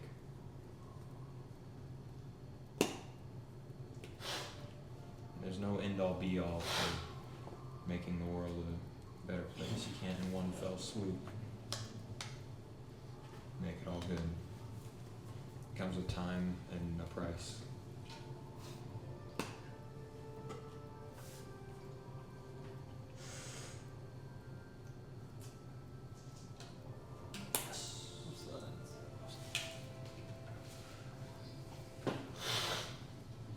Well, I have nowhere else to go anyway.